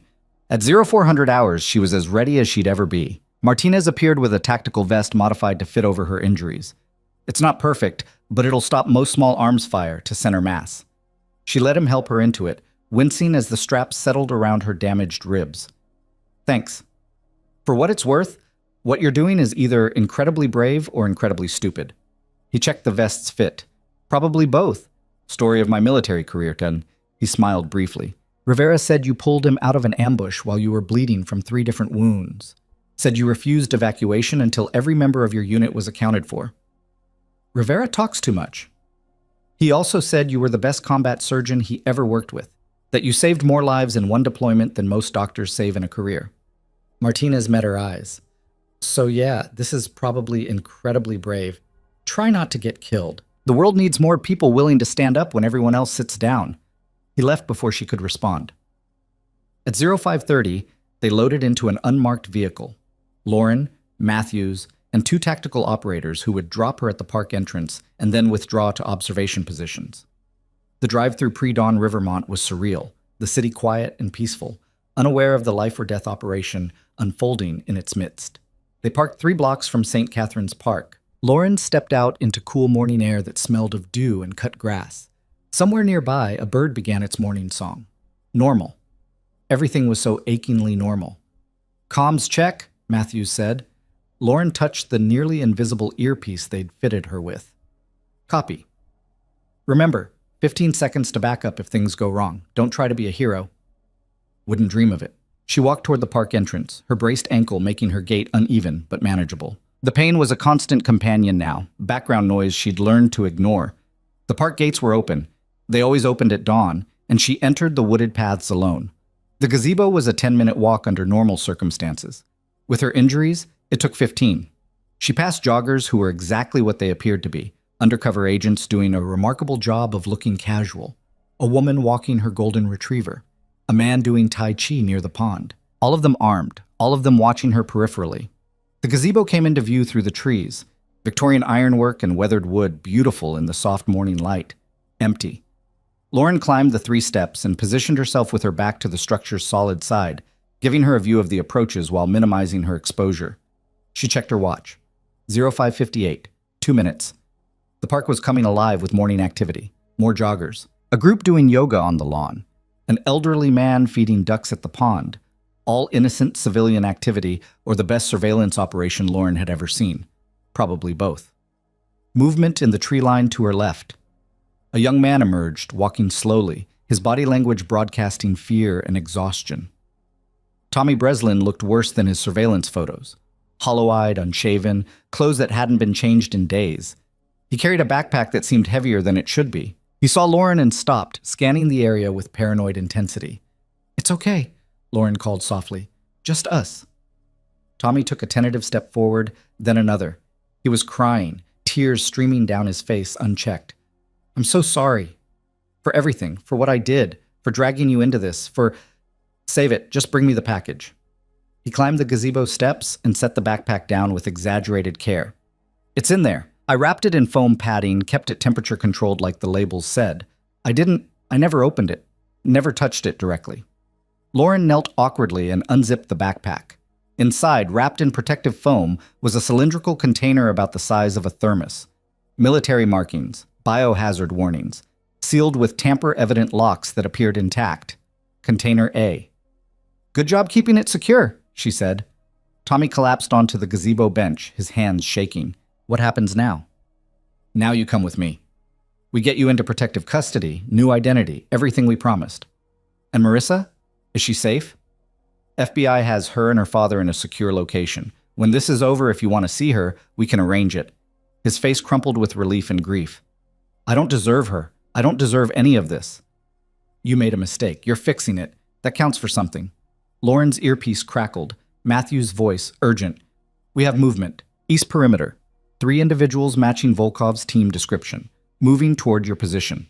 Her hand moved to her sidearm. "How long?" 90 seconds. Get out now." She grabbed the backpack with her good hand. "Tommy, we need to move. Now." But Tommy wasn't looking at her. He was staring past her, his face draining of color. Lauren turned. A man stood at the base of the gazebo steps. Late 40s, gray hair, expensive suit. He smiled pleasantly, like someone greeting an old friend. "Captain Hayes, how nice to finally meet you in person." Not Volkov. Someone else. Someone whose face Lauren recognized from the briefing files. Marcus Castellano. And behind him, emerging from the tree line in coordinated positions, were at least a dozen armed men. The backup agents scattered throughout the park were already reacting, but they were outnumbered and caught in a crossfire situation with civilians nearby. Marcus climbed the gazebo steps slowly, casually, like he had all the time in the world. "You've caused me significant problems, Captain. My men arrested, my operations disrupted, my reputation damaged. Do you have any idea how much money you've cost me?" Lauren's hand was on her weapon, but drawing would trigger a firefight that would kill everyone in the immediate area. "Your operation's over, Castellano. Federal agents have warrants for your entire organization." "True, which is why I'm here personally to recover my property before I retire to somewhere without extradition treaties." He nodded toward the backpack. "That belongs to me, or rather to my buyer. Either way, you're giving it back." "Not happening. Then a lot of people die. Starting with young Tommy here." Marcus produced a pistol with practiced ease, aiming it at Tommy's head. "Then the woman doing yoga on the lawn, then the man feeding ducks, then you. And I still take my property and leave." Lauren's tactical mind ran scenarios at lightning speed. She couldn't outdraw him, couldn't protect Tommy, and engage simultaneously. Backup was pinned down by his security team. The snipers couldn't take a shot without risking civilian casualties. She was out of options. Except one. "You can't use it," she said quietly. Marcus raised an eyebrow. "Excuse me?" "The bioweapon. You can't use it without the activation codes. And those codes are locked in a military database that requires biometric authentication to access." She was bluffing, making up technical details, but selling it with absolute confidence. "Container A is worthless without Container B. And container B is worthless without the codes. Your buyer knows this, which means you're trying to deliver an inert product. Something flickered in Marcus's expression. Doubt. Confusion. You're lying. Am I? Ask your buyer. Ask them why they insisted on both containers. Ask them why the price was contingent on verified activation capability. Lauren took a calculated risk. You're not brokering a bioweapon sale, you're brokering your own execution. Because when you deliver an inert container, your buyer is going to realize they've been scammed. And people with that kind of money don't forgive scammers. Marcus's gun hand wavered slightly. In her earpiece, Matthews whispered, "Keep him talking, we're flanking." The person who has container B, Lauren continued, didn't tell you about the activation requirements, did they? They let you think recovering container A would complete the package. But they're playing you, Castellano, setting you up to take the fall while they keep the real product. Who? Marcus demanded. Who has the second container? That's classified, but I can tell you this, they're federal inside the system, and they're gonna let you die holding an empty box while they sell the real weapon. Marcus's face went through a series of expressions, disbelief, calculation, and finally, cold fury. He lowered his weapon slightly, his attention divided. It was the opening Lauren needed. She drew and fired in one motion, her offhand shot catching Marcus in the shoulder and spinning him around. His weapon discharged into the gazebo floor as he fell. Then everything happened at once. The undercover agents engaged Castellano's security team. Gunfire erupted across the park. Civilians screamed and ran. The tactical operators who'd been flanking burst from cover, advancing with military precision. And from the east perimeter, Dmitry Volkov's team opened fire on everyone. Lauren grabbed Tommy and dragged him behind the gazebo's solid railing as bullets tore through the ironwork above their heads. The backpack with container A was between them, and she clutched it like her life depended on it. Because thousands of lives did. Marcus Castellano was down but not out, crawling toward his dropped weapon while blood poured from his shoulder wound. Lauren kicked the gun away and zip-tied his hands with restraints she'd carried for exactly this purpose. "You shot me," he gasped, genuinely shocked. "You pointed a gun at an innocent kid. Be glad I aimed for your shoulder." The firefight raged around them. Volkov's team was advancing through the chaos, using the confusion to close distance. They weren't here to arrest anyone. They were here to recover the container and eliminate witnesses, professional, ruthless, exactly what Lauren expected from FSB-trained operators. Matthew's voice in her ear, "Extraction team inbound, 30 seconds. Can you hold?" "Negative. We're pinned down and they're closing." "Then get ready to run. We're coming in hot." A helicopter roared over the tree line. Military transport. Door gunner already engaging targets on the ground. The heavy weapons fire forced Volkov's team to break off their advance and take cover. The helicopter didn't land. It hovered 10 feet above the gazebo, and Martinez leaned out with a harness and cable. "Hayes, hook up!" She clipped the backpack to her tactical vest, then grabbed Tommy. "Hold on to me and don't let go!" He wrapped his arms around her waist, and she signaled Martinez. The cable lifted them both off the gazebo floor as bullets sparked off the helicopter's armored plating. Lauren's damaged shoulder screamed in protest as the harness took their combined weight, but she held on, holding Tommy, holding the container, holding on to everything that mattered. They were pulled into the helicopter and it banked hard, accelerating away from the park. Below, federal agents were surrounding the remaining hostiles. Marcus Castellano was being loaded into an ambulance under armed guard. The civilians were being evacuated by local police who'd finally arrived in force. And somewhere in the chaos, Dmitry Volkov watched it all fall apart. Lauren lay on the helicopter deck, gasping for breath, her entire body one massive bruise. Tommy was beside her, sobbing with relief. The backpack was secure. Container A was recovered. But as the helicopter flew toward the secure facility, Lauren's mind was already moving to the next problem. Container B was still out there, and whoever had it had just watched their competition get neutralized, which meant they'd be moving, soon. Her phone buzzed, text from an unknown number. She opened it with shaking hands. "Well played, Captain. You've recovered one half of the problem. But the real game is just beginning, and this time you won't see me coming. No signature. No identifying information. Just a promise." And Lauren knew, with cold certainty, that the mole had just made their move. The helicopter touched down on the secure facility's rooftop at 0743, and Lauren was moving before the rotors stopped spinning. She handed the backpack containing container A to a hazmat team waiting with a sealed transport case, watched them verify the biohazard seals were intact, and then followed Matthews into the building at a pace her injuries didn't appreciate, but her urgency demanded. "We need to trace that message," she said, showing him her phone. "Whoever sent it knows we recovered the container. They're watching our communications, or they have someone inside this operation." Matthews took the phone and handed it to a signals intelligence specialist who appeared from nowhere. "Run a full trace. I want origin point, routing path, and any metadata you can pull." "Sir, if they're sophisticated enough to penetrate our security, then work faster." They entered the operations center to controlled chaos. Multiple screens displayed surveillance feeds, personnel files, communication intercepts. Blackwood stood at the center like a conductor managing an orchestra, directing resources and demanding answers. "Status on Marcus Castellano?" Lauren asked. "In custody? Stable condition? Already lawyered up." Blackwood didn't look away from the screens. "But his phone records are a goldmine. We've identified communications with 17 different individuals inside federal agencies. Most are probably innocent contacts, but we're running down every single one." "That'll take days. We don't have days." "I'm aware." Blackwood finally turned to face her. "Which is why we're taking a different approach. We're going to make the mole come to us, just like you suggested. But we need bait they can't resist." Torres appeared, looking like she hadn't slept in 36 hours. "We leaked the container recovery through 3 different classified channels. NSA is monitoring for any unusual activity in response." "How long until—" Lauren started. "Already happening." Torres pulled up a screen showing data intercepts. "We've detected encrypted communications from inside the Pentagon, the CIA, and the Department of Energy, all within the last 20 minutes, all using non-standard encryption protocols."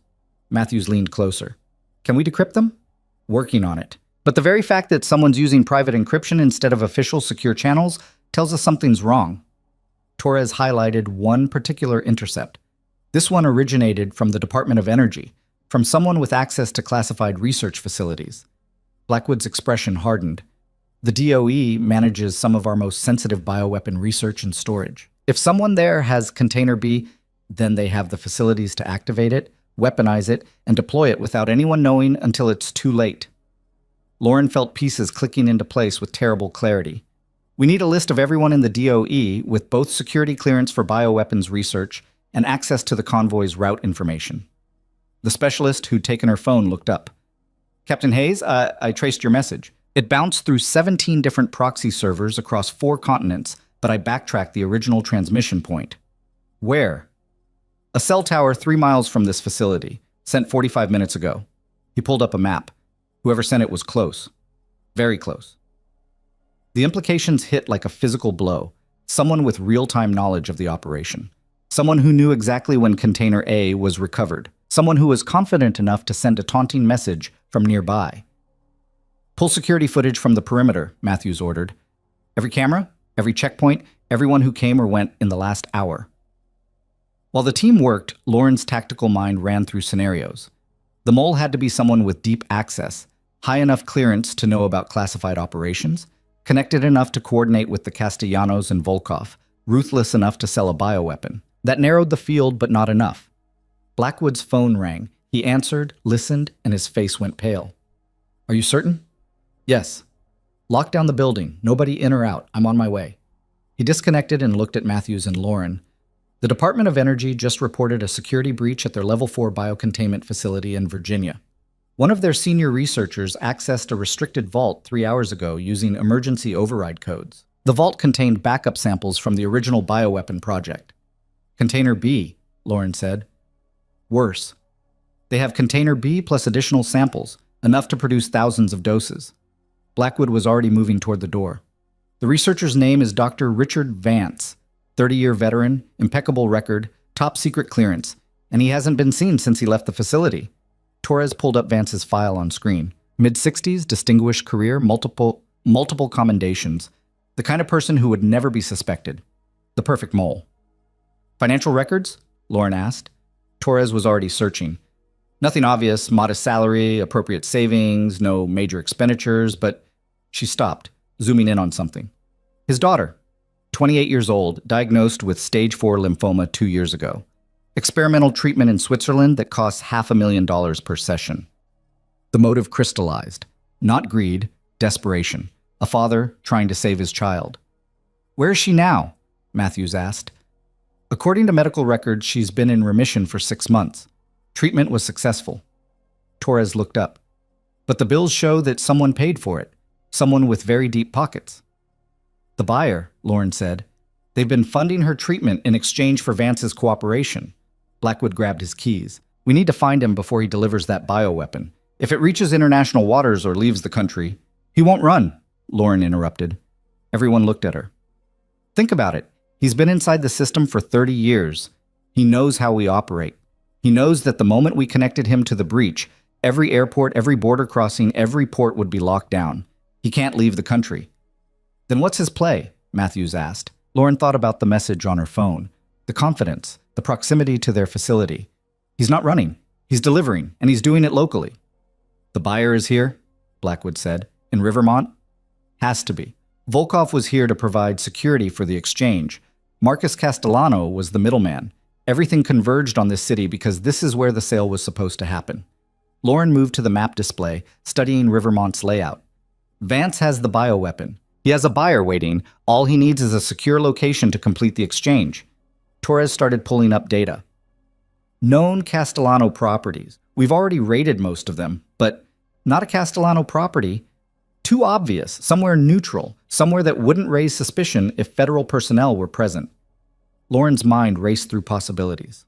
A research facility, a university lab, somewhere with legitimate biocontainment equipment that would explain Vance's presence. Matthews snapped his fingers. Rivermont University has a Level 3 biocontainment lab.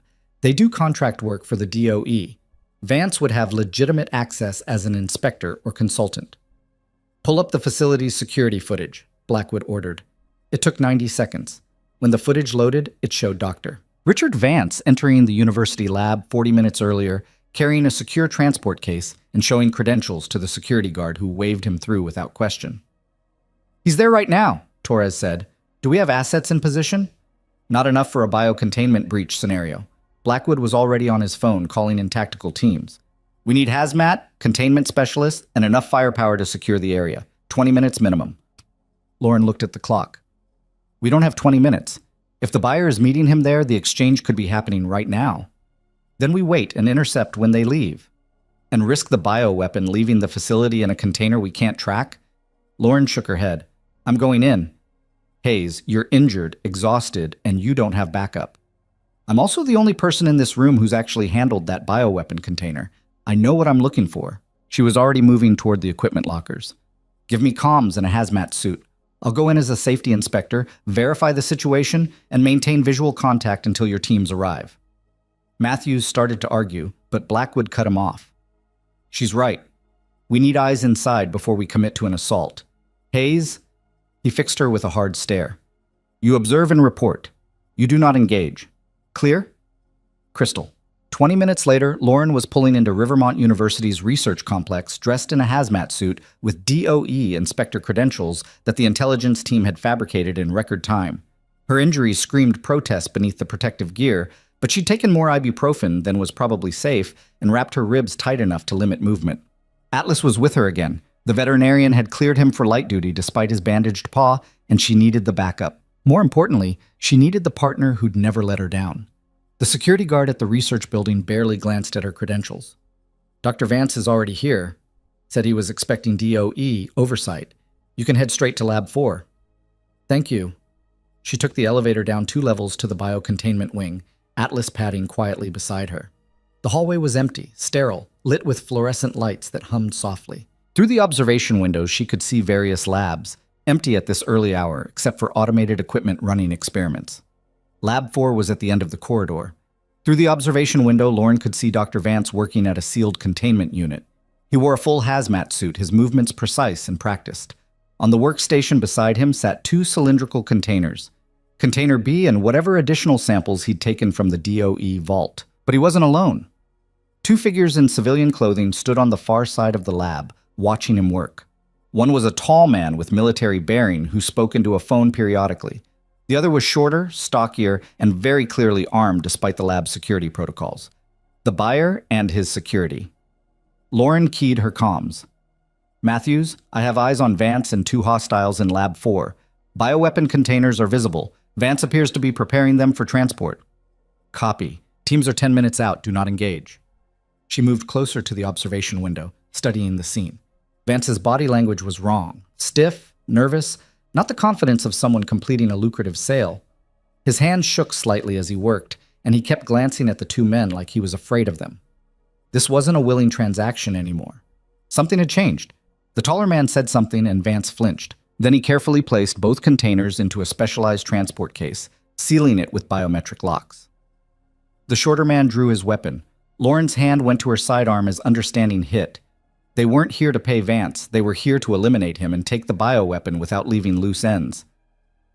Matthews, situation just escalated. They're going to kill Vance. Stand down, Hayes. That's an order. But Lauren was already moving. She couldn't watch another person die because she made the tactical decision instead of the human one.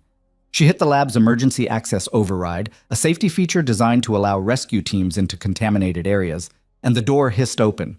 Atlas surged through first, 70 pounds of trained aggression launching at the armed man before he could process the threat.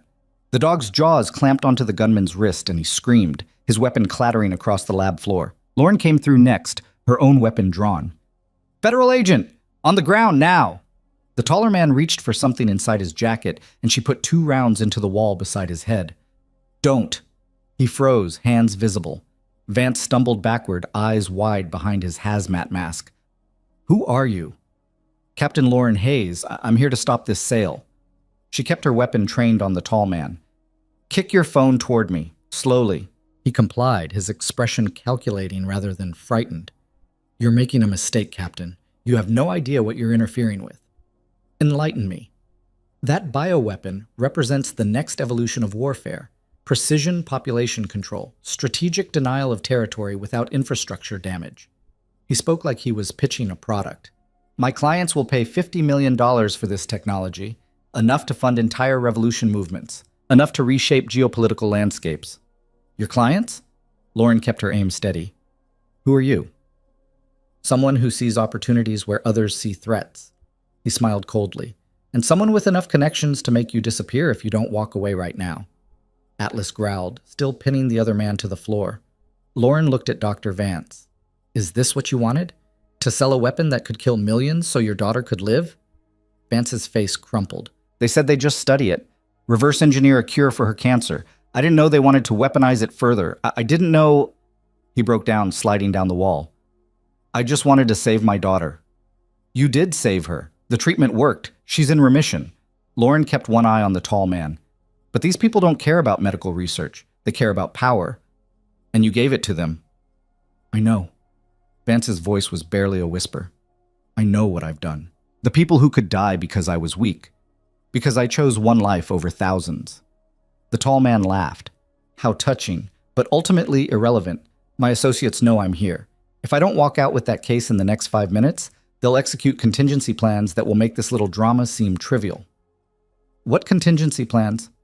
Let's just say your precious recovery of Container A was anticipated, and that we have alternative sources for the material we need. He checked his watch with exaggerated casualness. 3 minutes now. Perhaps you should consider your priorities, Captain.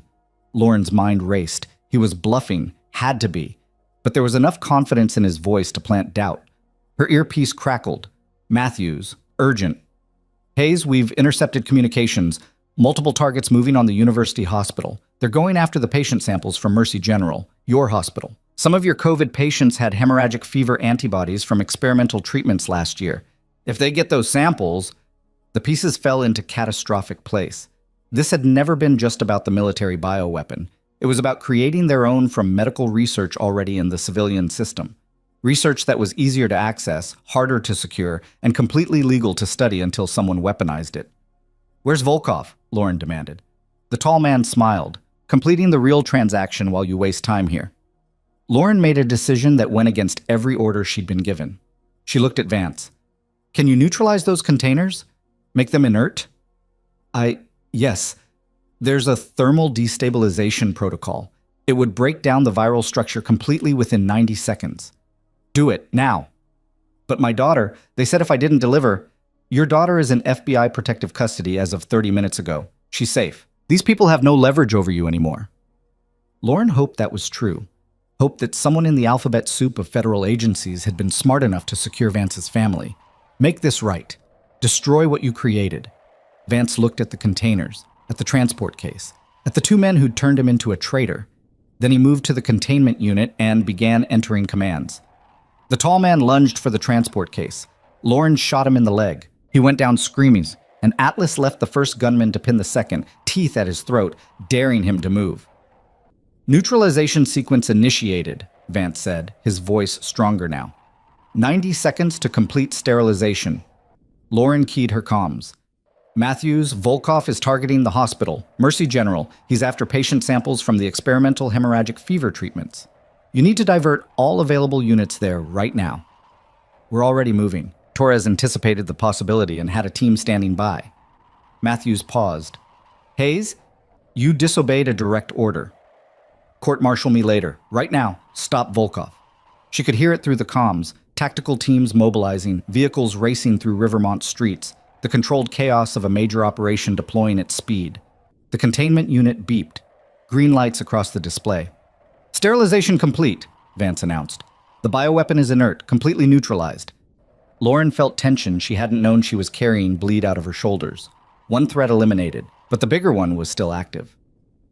Matthews, what's the status at Mercy General? Static.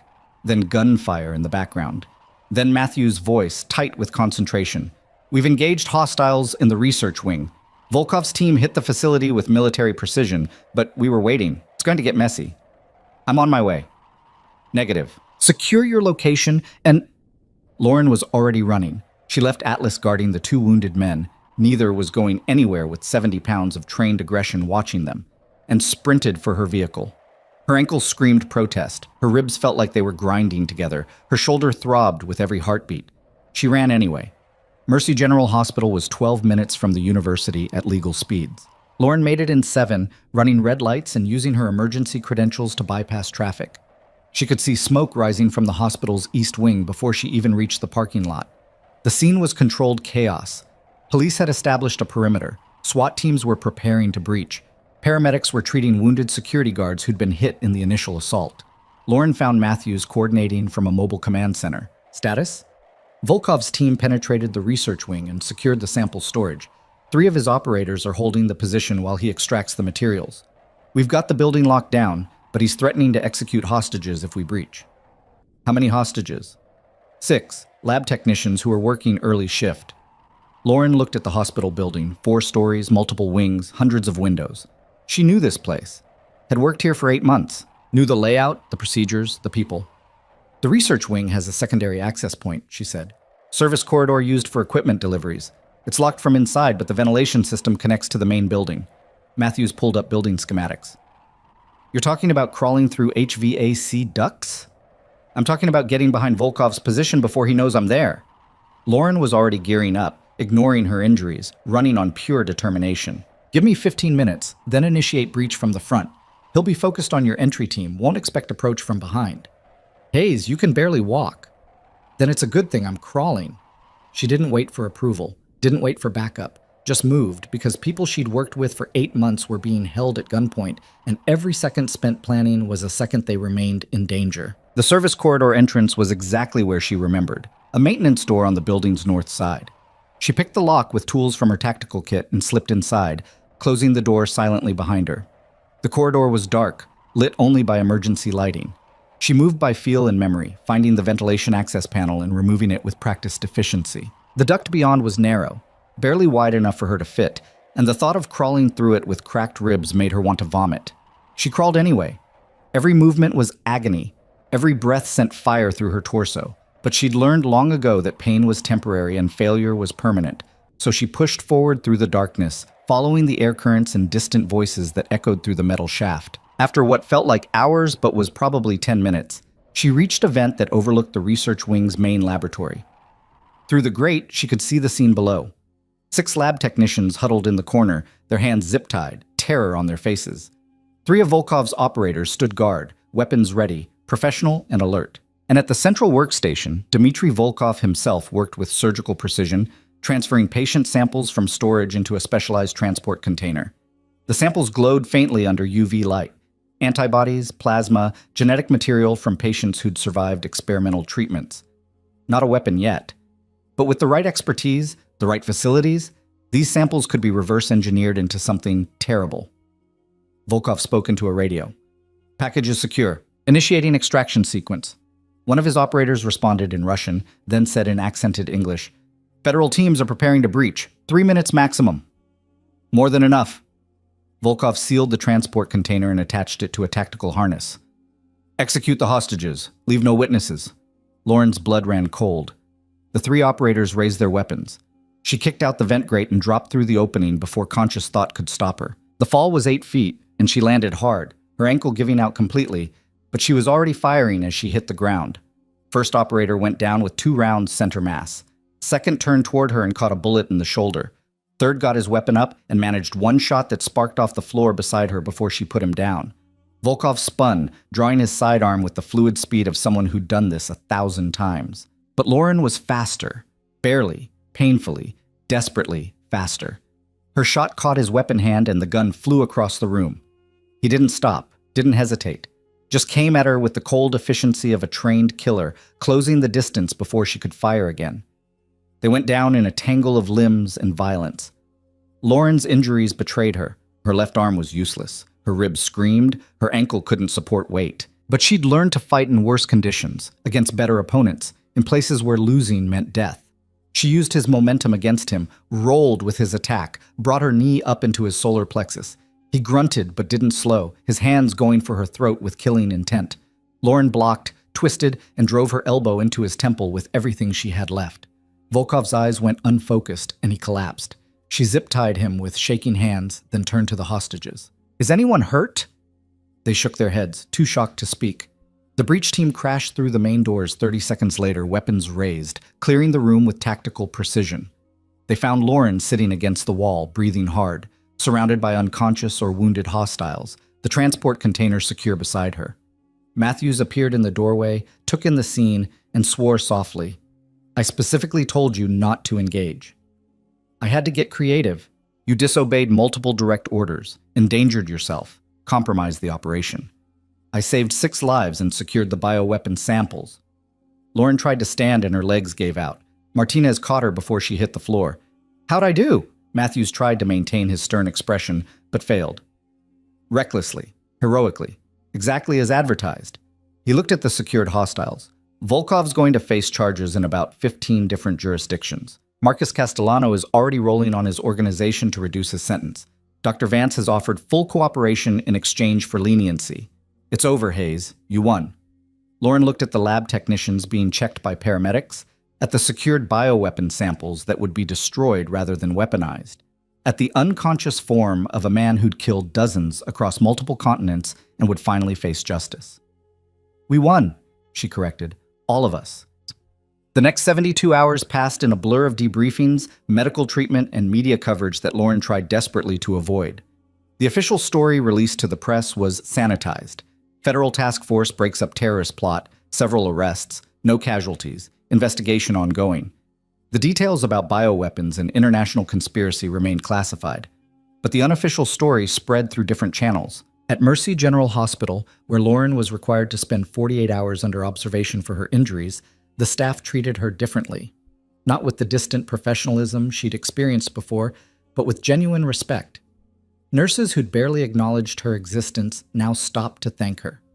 Doctors who'd dismissed her as just another ER nurse now understood she was something else entirely. Eddie's Diner became a focal point for media attention, which Eddie handled with characteristic Brooklyn bluntness, telling reporters that the quiet nurse in the corner booth had always been welcome and always would be, and if they wanted to know more, they could buy breakfast or leave.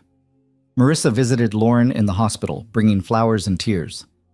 I don't know how to thank you. For saving me, for saving my dad, for... She broke down completely. Lauren took her hand with her good arm. You don't owe me anything, just promise me something. Anything. When you finish nursing school, when you're working in an ER somewhere, and you see someone who needs help, someone everyone else is ignoring or dismissing or looking past, you speak up. You stand up. You be the person who goes first. Marissa nodded, understanding. I promise. The Tommy Breslin was in federal protective custody, cooperating fully with investigators, facing charges that would likely result in probation given his cooperation and circumstances. Lauren received a letter from him through official channels, handwritten, sincere, apologizing for everything and thanking her for giving him a second chance. She didn't respond. Some things didn't need words. On the third day, Blackwood and Matthews visited her hospital room with official-looking documents. "Captain Hayes," Blackwood began formally, "the United States government would like to extend an offer.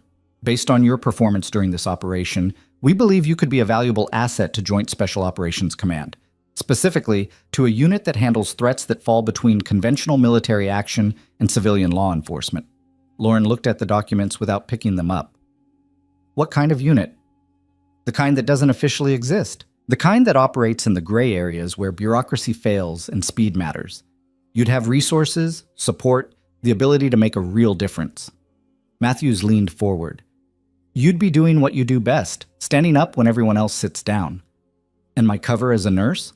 "You'd maintain it. Rivermont becomes your home base, Mercy General your day job. But when we need you, and we will need you, you deploy. Handle situations that require your unique combination of medical expertise and tactical capability." Lauren thought about the quiet life she'd been trying to build. The apartment with no photographs. The careful anonymity. The exhausting effort of pretending to be normal. Then she thought about the 6 lab technicians she'd saved. About Marissa. About the thousands of people who would never know how close they'd come to a pandemic that would have killed most of them. "I need conditions," she said. "Name them." "Atlas stays with me. Non-negotiable." "Done. I maintain final authority on operations involving civilian populations. I won't execute missions that put innocent people at risk for political objectives." Blackwood and Matthews exchanged glances. "That's a harder sell to the brass." "Then they can find someone else." A pause. Then Blackwood nodded. "Agreed, with the understanding that we'll debate what constitutes acceptable risk on a case-by-case basis." "Fair." Lauren looked at the documents again. "One more thing, Dr. Vance's daughter. Whatever happens to him legally, she keeps getting her medical care. She doesn't pay for her father's mistakes." "Already arranged. She's been transferred to Walter Reed with full coverage for ongoing treatment and monitoring." Lauren finally picked up the documents and signed without reading them. She'd learned long ago that service meant accepting terms you couldn't fully control in exchange for the ability to make a difference when it mattered most. "Welcome back to the fight, Captain," Blackwood said, shaking her hand. 2 weeks later, Lauren returned to work at Mercy General. She walked through the emergency room doors in her scrubs and comfortable shoes. Her injuries mostly healed, her clearance to return to active duty signed by 3 different physicians. The ER was its usual controlled chaos. Ambulances arriving, patients in various states of crisis, staff moving with practiced efficiency. Dr. Patricia Morrison, the ER chief who'd barely spoken to Lauren in 8 months, approached immediately. "Hayes, good to have you back."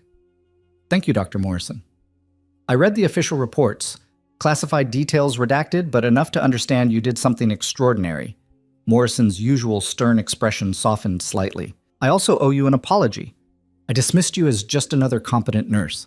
I didn't look deeper, didn't ask questions, didn't recognize what was right in front of me. You had no reason to. That's not an excuse. I should have seen that you were overqualified for the position. Should have wondered why someone with your obvious skills was content with basic ER work." Morrison extended her hand. "From now on, when you speak in trauma scenarios, I listen. When you suggest protocols, I pay attention. Clear?" Lauren shook her hand. "Clear." She took her assigned station and fell into the familiar rhythm of emergency medicine. Triage, assessment, treatment, stabilization. Lives saved in increments too small for headlines, but enormous to the people experiencing them. During her lunch break, she went to the cafeteria and found her usual table. Atlas lay beneath it, his paw fully healed, his dark eyes watching the room with calm vigilance. She was halfway through her sandwich when a shadow fell across the table. "Mind if I sit?" Lauren looked up. A young woman in surgical scrubs stood there holding a tray. First-year resident, if the nervous energy was any indication. "Sure." The resident sat. "I'm Dr. Sarah Kim. Started last week. I heard about what happened. Well, the unclassified version anyway. Wanted to say thank you for what you did, for standing up. Just doing my job." "No." Kim's voice was firm. "What you did was beyond job requirements. Way beyond. And it mattered. I grew up in Rivermont. My whole family lives here. If that bioweapon had been released..." She stopped, composing herself. "Anyway, thank you. And if you ever need anything, I'm here." She left before Lauren could respond. Similar encounters happened throughout the day. staff members expressing gratitude, respect replacing indifference, recognition replacing invisibility. At the end of her shift, Lauren walked out to her car to find Eddie waiting beside it. He held a paper bag that smelled like fresh-baked bread and coffee. "Figured you'd be hungry," he said. "On the house. Forever. I meant what I said." "Eddie, you don't have to." "Yeah, I do. You saved my daughter's life. You saved my life. You saved a lot of people who'll never know it." He handed her the bag.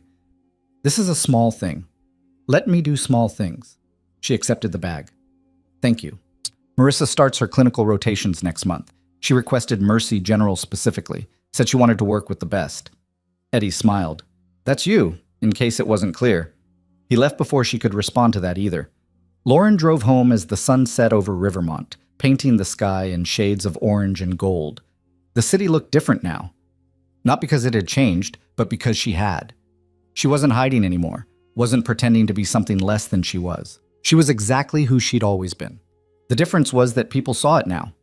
Her phone buzzed, text from Matthews. "Situation developing in Seattle. Potential bioterror threat. Need your expertise. Can you deploy in 48 hours? She typed back, "Affirmative. Send briefing materials." Because this was her life now. Emergency room nurse by day. Operational asset by night. The person who stood up when everyone else sat down. The person who'd learned that being underestimated was sometimes an advantage, but being recognized was always better.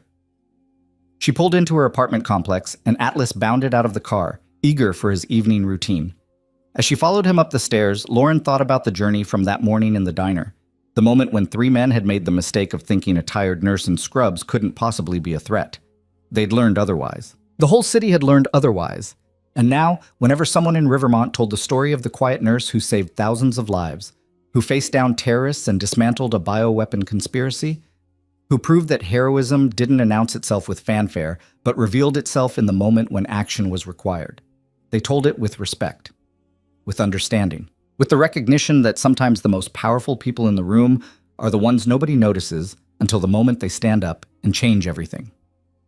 Lauren Hayes unlocked her apartment door, fed Atlas, and settled onto her couch with Eddie's bag of food and Martinez's encrypted briefing file on the Seattle situation.